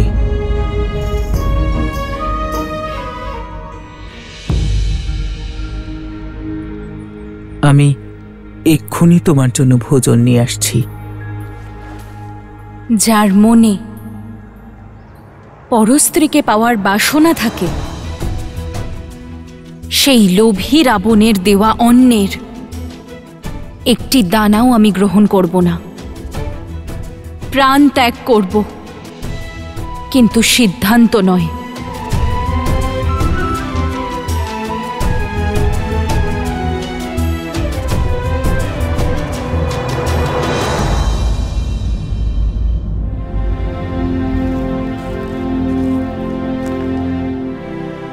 প্রণাম প্রভু। মহারাজ সুগ্রীব নিজে এসেছেন আপনাকে রাজ্যাভিষেকের আমন্ত্রণ জানাতে। হ্যাঁ প্রভু, আপনার জন্যই এই অসম্ভব সম্ভব হয়েছে। আপনার জন্যই আমি কিষ্কিন্ধার রাজদায়িত্ব পালন করার সুযোগ পেয়েছি। আপনার জন্যই আমি আমার স্ত্রী রুমাকে ফিরে পেলাম। আপনার কৃপাতেই কিষ্কিন্ধা আজ উৎসব পালন করছে। আপনি এলেন একজন মিত্র হয়ে, কিন্তু হনুমানের মতনই আমিও আপনার একনিষ্ঠ ভক্ত হয়ে গিয়েছি শ্রীরাম। সেই জন্য আপনাকে এই উৎসবে মুখ্য অতিথি হয়ে আসতে হবে।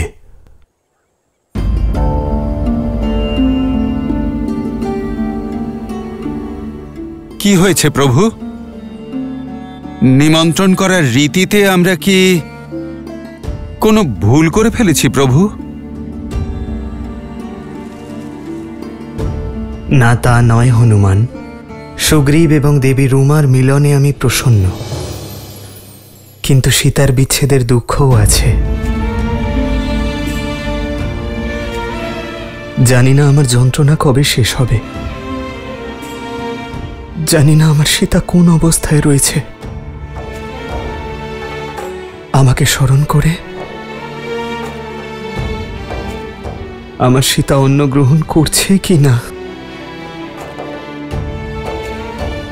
ও যখন কষ্টে রয়েছে, আমি কোনো উৎসবের অংশ কি করে হতে পারি হনুমান?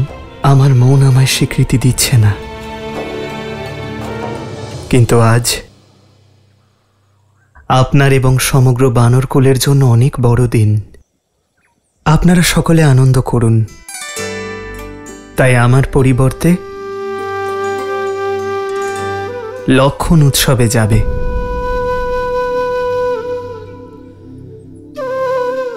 কিন্তু দাদা, তোমাকে ছাড়া আমি কি করে যাব? সুগ্রীব আমাদের মিত্র লক্ষণ। ওনার বহু বৎসরের বিচ্ছেদের অবসান ঘটছে। দেবী রুমা এবং কিষ্কিন্ধার সঙ্গ পেতে চলেছেন উনি। আর এমন শুভ উৎসবে সুগ্রীবের প্রতি মিত্রতার দায়িত্ব তোমাকে পালন করতে হবে। কিন্তু দাদা, আমি ওখানে গিয়ে এও আমারই সেবা।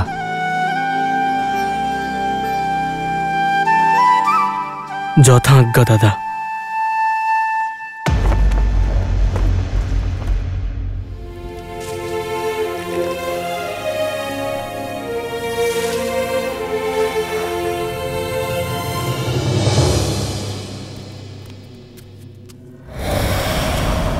ত্রিজটা,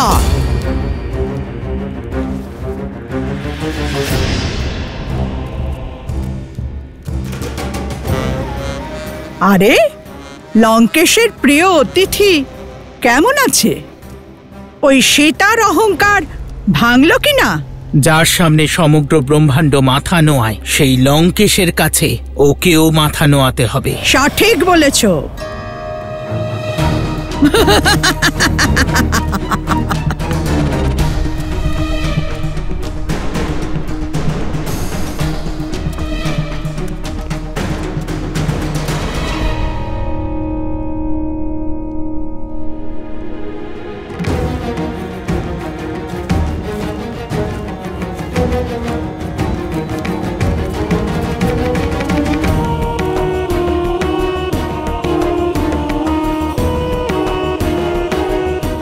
অশোক বাটিকার অন্য স্থানগুলি অসুরক্ষিত রেখে তোমরা এখানে দাঁড়িয়ে আছো কেন?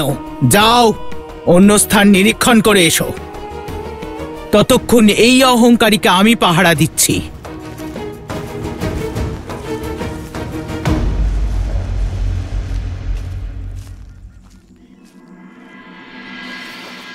নাও, খেয়ে নাও।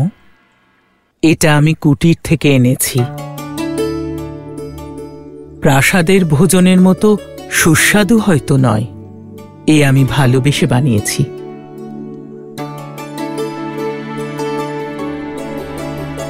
এতে বিষ মেশানো নেই। বিশ্বাস হচ্ছে না তো? বেশ, আমি খেয়ে দেখাচ্ছি।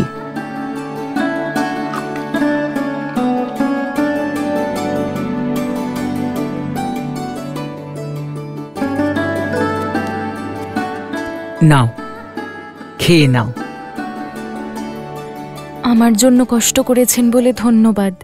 ধন্যবাদ পরে বলো। কেউ এখানে চলে আসার আগেই ভোজনটা সমাপ্ত করো।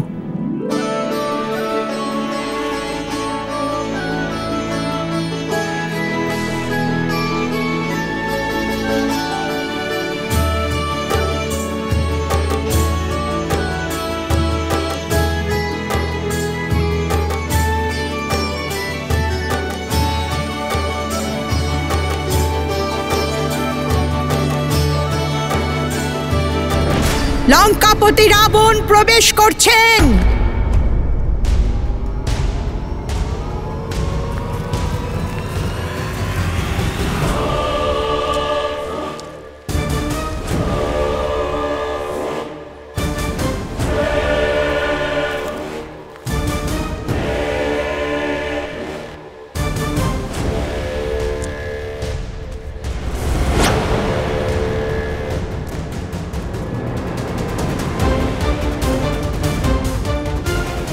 ওঠো, আর এই মুহূর্তেই আমার সঙ্গে চলো।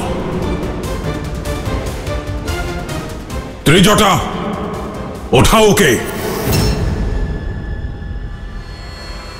ত্রিজটা,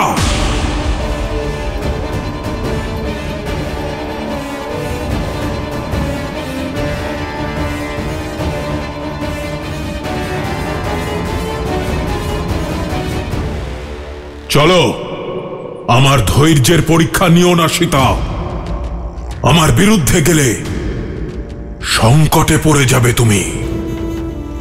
তুমি এতদিন শুধু রাবণের সৌম্য রূপ দেখেছ, আমার ব্রাহ্মণত্বের সাক্ষী হয়েছ তুমি, কিন্তু আমি অর্ধেক রাক্ষসও বটে। এবার সেই রাক্ষসের ক্রোধ দেখবে। রাক্ষস আমি।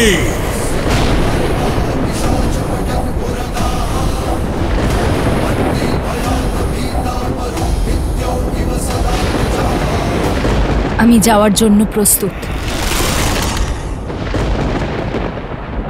জানতাম মানুষ তুমি, কেবল ভয়ের ভাষাই বোঝো। তোমার ভয়ে নয়, এটা প্রমাণ করার জন্য যাব যে রাবণের ভয়ে ব্রহ্মাণ্ড কাঁপে, সীতা তাকে বিন্দুমাত্র ভয় পায় না।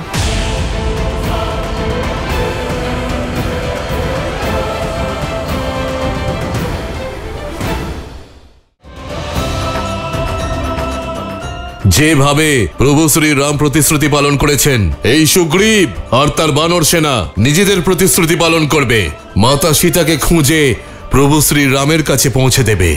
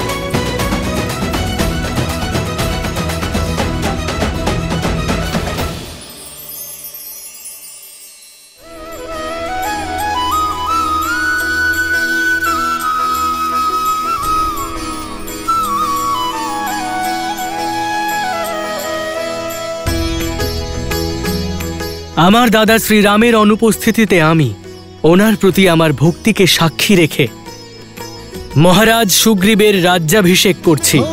রাম কাহানু জহি সমুঝাই, রাজ দেহু সুগ্রীব হি যাই।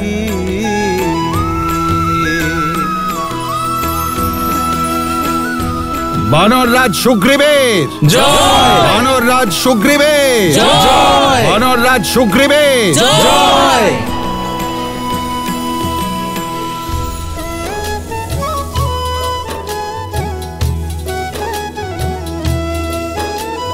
लक्ष्मण तुरत बोलाए पुरजन विप्र समाज, राजु दीन सुग्रीव कहा अंगद कहा जुबराज। যুবরাজ অঙ্গদের জয়, যুবরাজ অঙ্গদের জয়, যুবরাজ অঙ্গদের জয়, যুবরাজ অঙ্গদের জয়।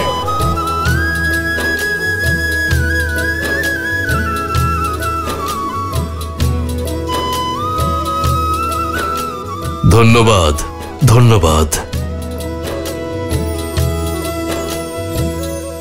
এই ভালোবাসার স্বাগতর জন্য, এই অভিনন্দন বার্তা আর এই উপহারের জন্য। কিন্তু সত্যি কথা বলতে এই সব কিছুতে আমার নয়, আমার প্রভু শ্রী রামের অধিকার। কিন্তু উনি আজ এখানে উপস্থিত নেই, তাই এই রাজসভায় আমি সকলের সামনে ভ্রাতা লক্ষণকে ধন্যবাদ জানাতে চাই। যেভাবে প্রভু শ্রীরাম প্রতিশ্রুতি পালন করেছেন, এই সুগ্রীব আর তার বানর সেনা নিজেদের প্রতিশ্রুতি পালন করবে। কোনো সময় অপচয় না করে মাতা সীতাকে খুঁজে প্রভু শ্রীরামের কাছে পৌঁছে দেবে।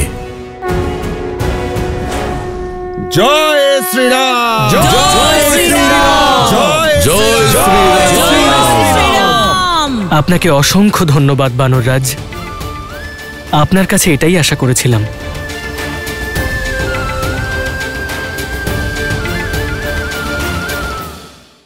আমার প্রভু শ্রীরাম আর মাতা সীতার মিলন অবশ্যই হবে প্রভু। দিলাম তোমাকে সময়, আমার হয়ে যাও, নয়তো রামের মৃত্যুর পর তোমাকে আমায় আপন করে নিতেই হবে।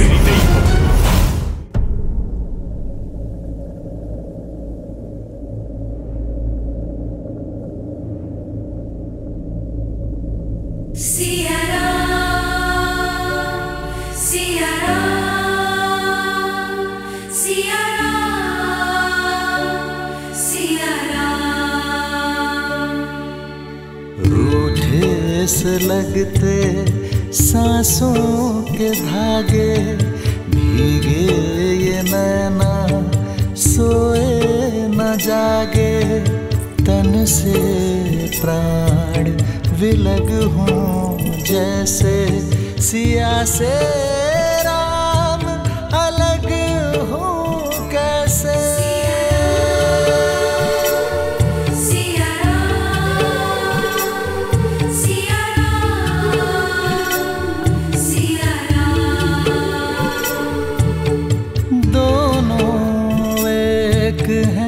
बस यही सच है, राम लक्ष्य और राम ही पथ है, विरह की आग में सीता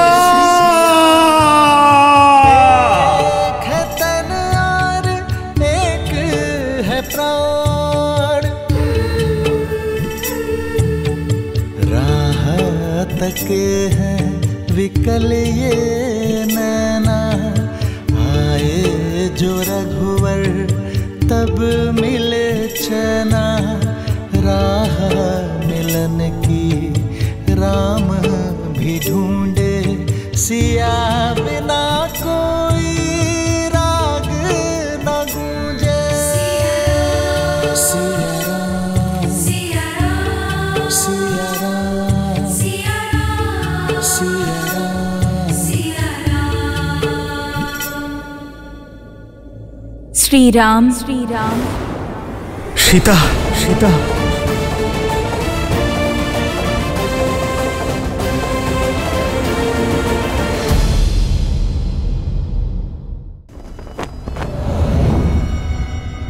আজ পর্যন্ত তুমি কেবল লঙ্কার সৌন্দর্য আর তার বৈভব দেখেছ।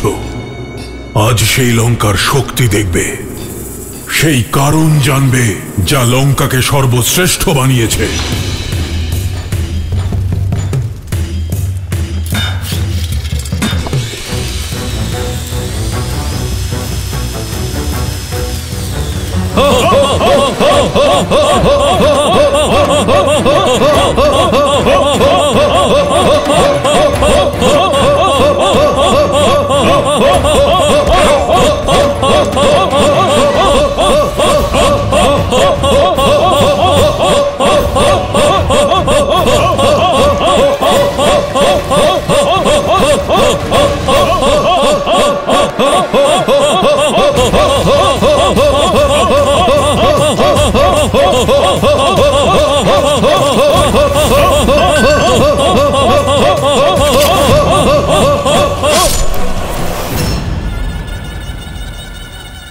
মুখ ফিরিয়ে নিও না সীতা, এই দৃশ্যকে নিজের মনে, নিজের মস্তিষ্কে গেঁথে নাও।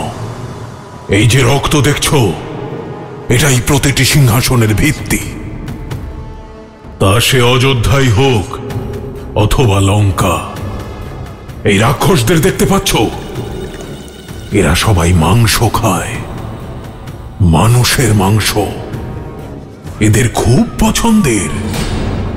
ওই রাম লক্ষণকে ছিঁড়ে খেতে ওরা একটুও সংকোচ করবে না। কিন্তু এই 10 কোটি রাক্ষস লঙ্কার শক্তি নয়। এসো, তোমাকে ভয়ের আরেক রূপ দেখাই।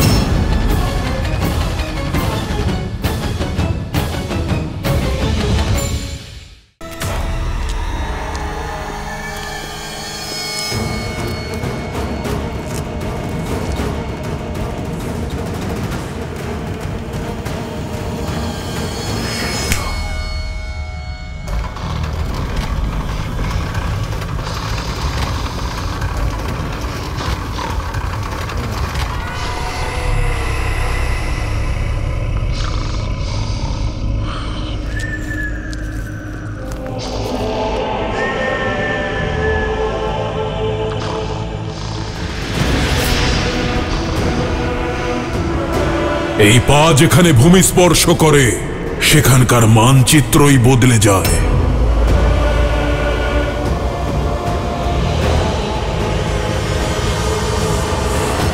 এই মানচিত্র খুবই ছোট রাবণের সাম্রাজ্যের তুলনায়, কিন্তু আমরা জানি না যে রাবণ মাতা সীতাকে কোথায় লুকিয়ে রেখেছে আর ওর সাম্রাজ্য কতটা বড়।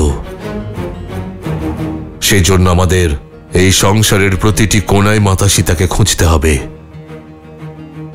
একটি দল পূর্ব দিকে যাবে, একটি উত্তর দিকে, আর একদিকে আমার সব থেকে যোগ্য দল হনুমান, জাম্বুবান, নল, নীল আর অঙ্গদ দক্ষিণ দিকে যাবে, যেখানে মাতা সীতার থাকার সব থেকে বেশি সম্ভাবনা। অঙ্গদ, তুমি গিয়ে বানর সেনাদের বার্তা দাও, আমাকে আরো কিছু প্রস্তুতি নিতে হবে।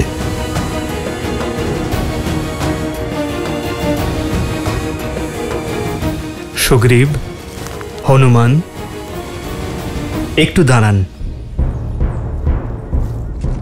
মিত্র, কি হয়েছে? আপনাকে চিন্তিত দেখাচ্ছে।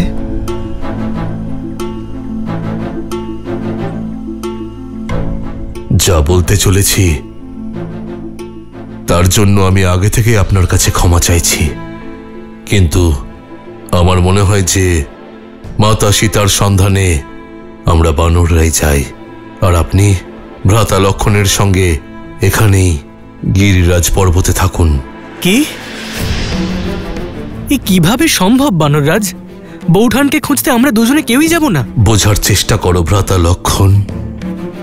একটি কারণ হলো আমাদের বানরদের ক্ষিপ্রতা। বনের মধ্যে আমাদের গতির সঙ্গে তাল মিলিয়ে চলা কঠিন হবে আপনাদের পক্ষে। আর দ্বিতীয় কারণ? ভ্রাতা, বানররাজ সুগ্রীব এই সংসারের সমস্ত বানরকে একত্রিত করেছেন প্রভু শ্রী রামের নামে। যে বানরদের মধ্যে আপনাদের শক্তি আর সামর্থ্যের প্রতি শ্রদ্ধা আছে, সে সমস্ত বানর আমাদের সাহায্য করার জন্য প্রস্তুত। আর সেটা শুধু এই কারণে যে প্রভু শ্রীরাম তাদের নেতৃত্ব দেবেন। তারা সবাই এখানে এই গিরিরাজ পর্বতে আসবে। যদি প্রভু শ্রীরাম এখানে থাকেন তবে তাদের পথ নির্দেশ দিতে পারবেন এবং সেই বানরদের পাঠাতে পারবেন, একজোট হওয়ার জন্য উৎসাহ দিতে পারবেন যে রাম নামের জন্য এই সংসারের সমস্ত বানর সেনা একত্রিত হচ্ছে। যদি প্রভু শ্রীরামই এখানে না থাকেন তাহলে ভ্রাতা সৈন্যদের মনোবল ভেঙে যাবে। ভ্রাতা আর প্রভু, আপনারা আমার কথা বিশ্বাস করুন। মাতা সীতার খোঁজ না করে শান্তিতে বিশ্রাম নেব না আমরা।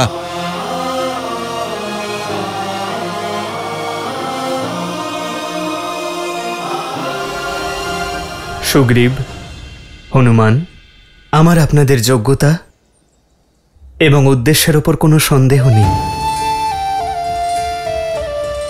আর নীতিও তাই বলে যে সর্বপ্রথম গুপ্তচরদেরই পাঠানো উচিত। আপনি সীতাকে খুঁজুন, আমি আর লক্ষণ এখানেই প্রতীক্ষা করব। এখানে থেকে বানরদের মনোবল বাড়ানো একটি কার্যমিত্র, আর রাজ্যের অন্যান্য কার্যেও আমি আপনাকে সহায়তা করতে পারবো।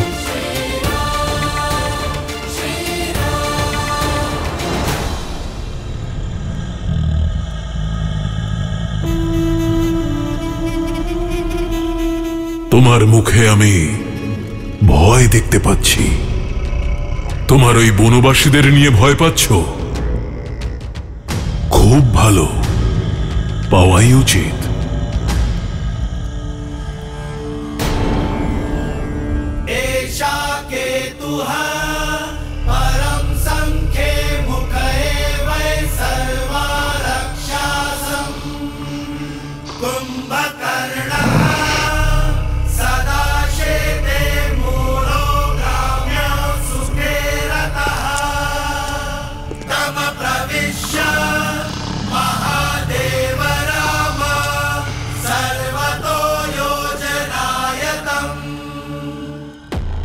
ও হলো আমার ভাই কুম্ভকর্ণ।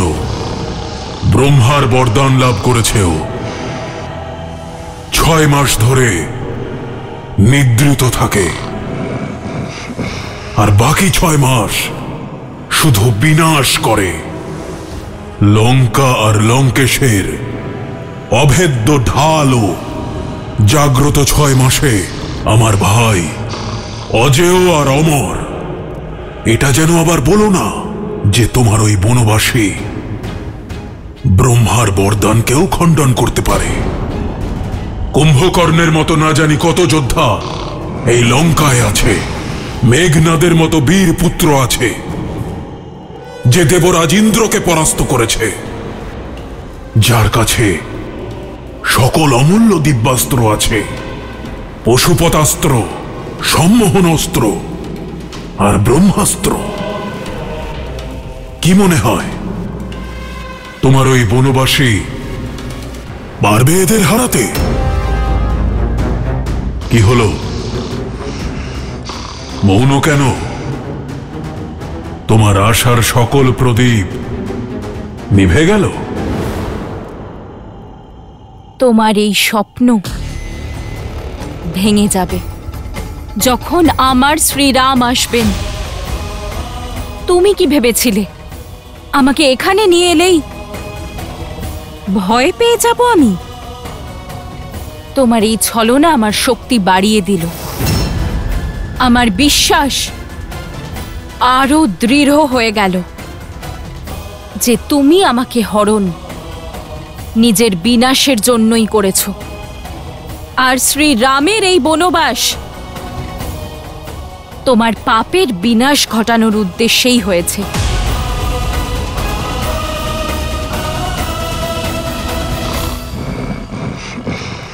দৃঢ়, নির্ভীক। দাঁড়াও সীতা, এসো আমার সঙ্গে।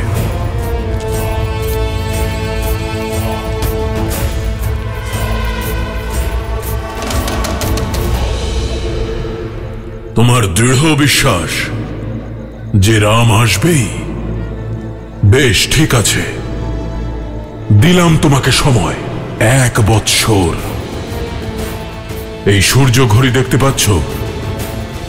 একদিন মানে 8টি প্রহর।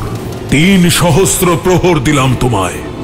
এই 3 সহস্র প্রহরের পরে তুমি স্বেচ্ছায় নিজের সিদ্ধান্ত পরিবর্তন করে আমাকে ভালোবাসবে, আমাকে বিবাহ করবে, নয়তো আমি বলপ্রয়োগে বাধ্য হব। এখন থেকে যে যে মুহূর্তে তুমি রামকে স্মরণ করবে, এই রাবণের কথা তোমার নিশ্চয়ই মনে পড়বে। যাও, করো তোমার রামের জন্য প্রতীক্ষা, আর নাও আমার ধৈর্যের পরীক্ষা।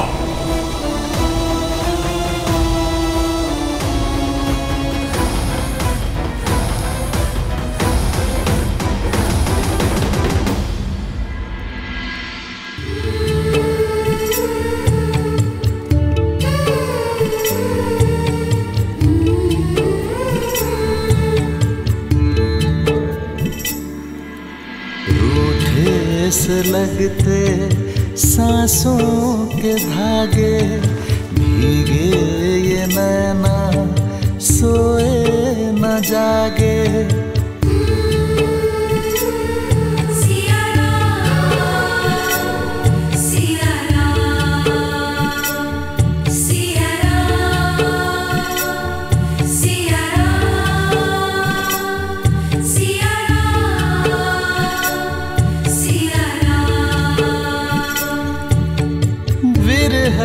की आग में जले सिया राम, एक है तन और एक है प्राण।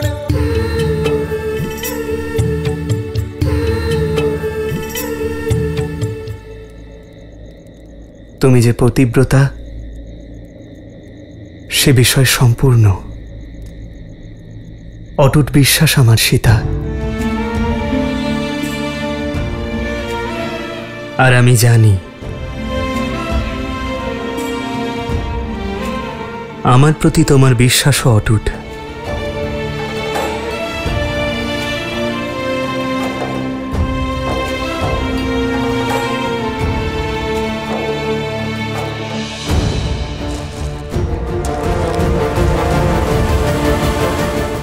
আকাশ পাতাল যদি এক করেও দিতে হয়, আমার প্রভু শ্রীরাম আর মাতা সীতার মিলন অবশ্যই ঘটবে প্রভু। সূর্যের কিরণ ভূমিতে পড়ুক বা না পড়ুক, মনে বিশ্বাসের কিরণের উদয় হয়েছে হনুমান, যে তুমি সীতাকে খুঁজে বের করবে।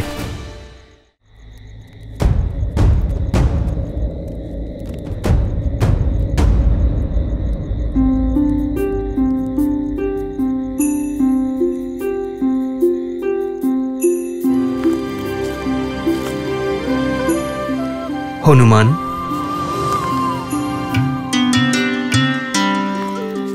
প্রণাম প্রভু। ওভাবে ওদিকে কি দেখছিলে হনুমান? প্রভু, ওদিকটা পূর্ব দিক। আমি সূর্যোদয়ের প্রতীক্ষা করছি, যাতে সূর্যোদয়ের সাথে সাথেই আমরা মাতা সীতার খোঁজের জন্য যাত্রা করতে পারি। আপনি দুশ্চিন্তা না করে আমাদের উপর ভরসা রাখুন প্রভু।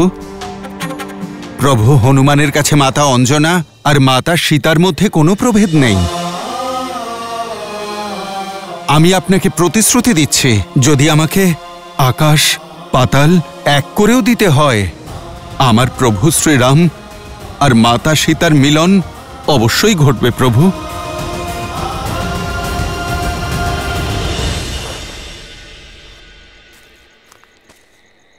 হনুমান থাকতে এই রামের কিসের চিন্তা, কিসের আশঙ্কা? সূর্যের কিরণ ভূমিতে পড়ুক বা না পড়ুক, মনে বিশ্বাসের কিরণের উদয় হয়েছে হনুমান। আমি বিশ্বাস করি তুমি আমার সীতাকে খুঁজে বের করবেই।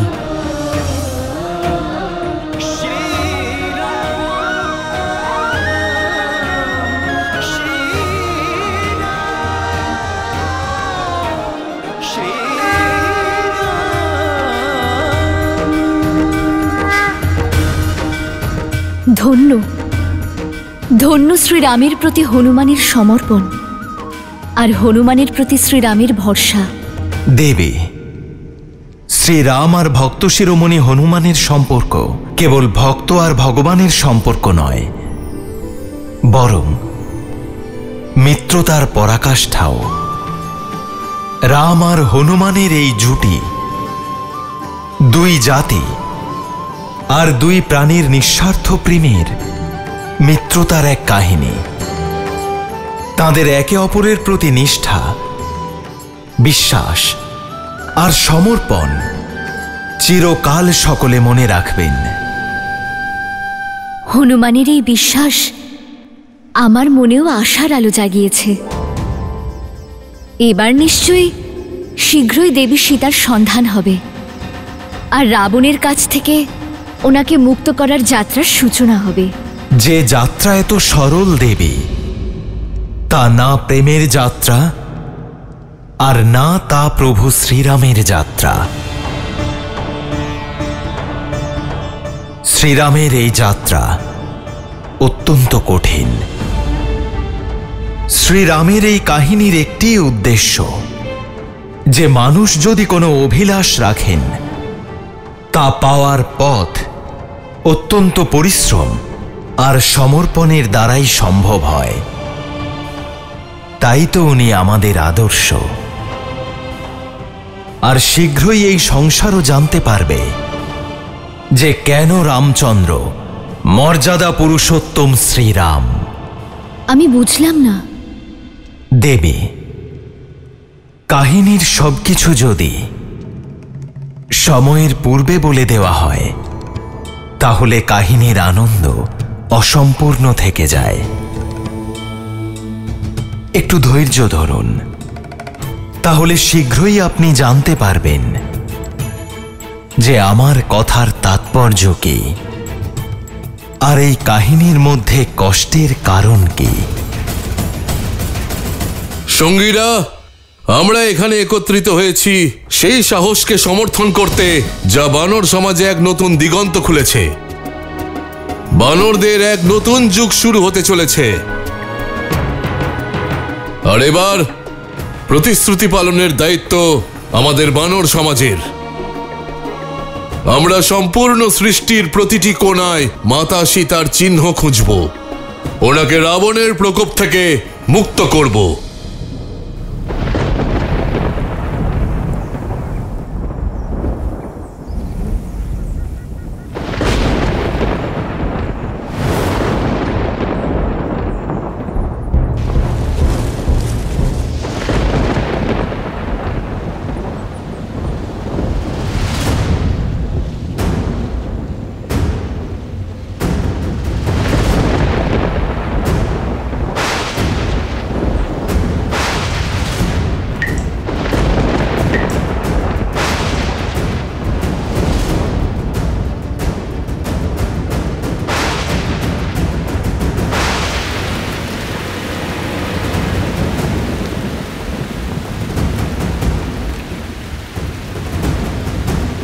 বর্ষা, এ তো অশুভ সংকেত।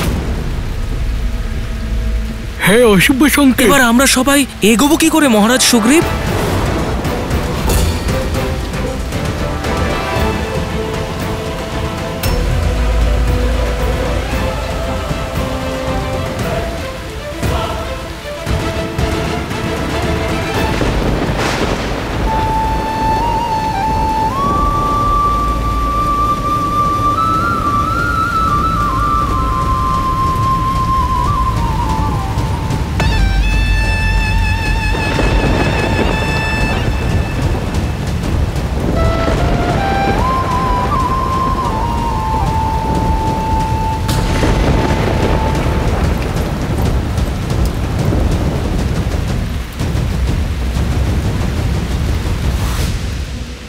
বর্ষার মরশুম শুরু হয়ে গিয়েছে লঙ্কেশ।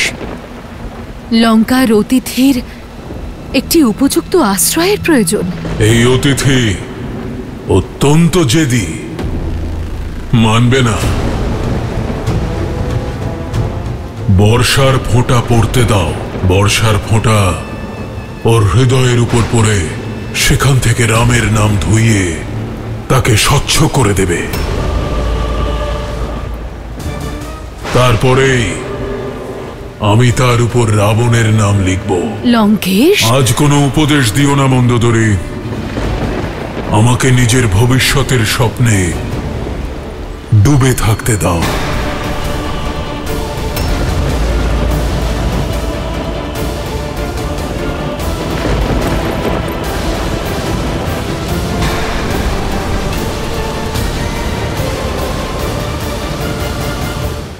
কি হলো? বিদ্যুতের গর্জন শুনে কি বানরদের ইচ্ছা শক্তি সঙ্গ দিচ্ছে না? ইচ্ছা শক্তি সঙ্গ দিচ্ছে, কিন্তু প্রকৃতি নয়। এই অবস্থায় যদি সন্ধান চালিয়ে যায়, তাহলে সবার জীবন সংকটে পড়তে পারে।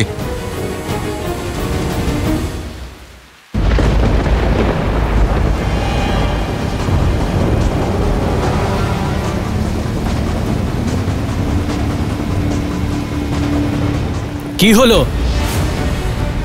বিদ্যুতের গর্জন শুনেই কি বানরদের ইচ্ছা শক্তি সঙ্গ দিচ্ছে না? ভ্রাতা লক্ষণ, ইচ্ছা শক্তি সঙ্গ দিচ্ছে, কিন্তু প্রকৃতি নয়। এই অবস্থায় যদি সন্ধান চালিয়ে যায় তাহলে সবার জীবন কিন্তু সংকটে পড়তে পারে। এই অবস্থায় নদীর জলের স্রোত বেড়ে যায়, যার ফলে বান আসে, না উপযুক্ত ভোজন পাওয়া যায়, না সামনে এগোনোর পথ। তাই এই বর্ষার সময়ে বানরেরা নিজের নিজের গৃহে নিজেদের পরিবার রক্ষার কাজে ব্যস্ত হয়ে পড়ে। প্রভু, এই সময় যদি বানর সেনা এগোতে চায় তাহলে তাদের জীবন সংকটে পড়তে পারে। শুধু এই কারণেই আমাদের বানর সৈন্যদের মনের মধ্যে ভয় উৎপন্ন হয়েছে।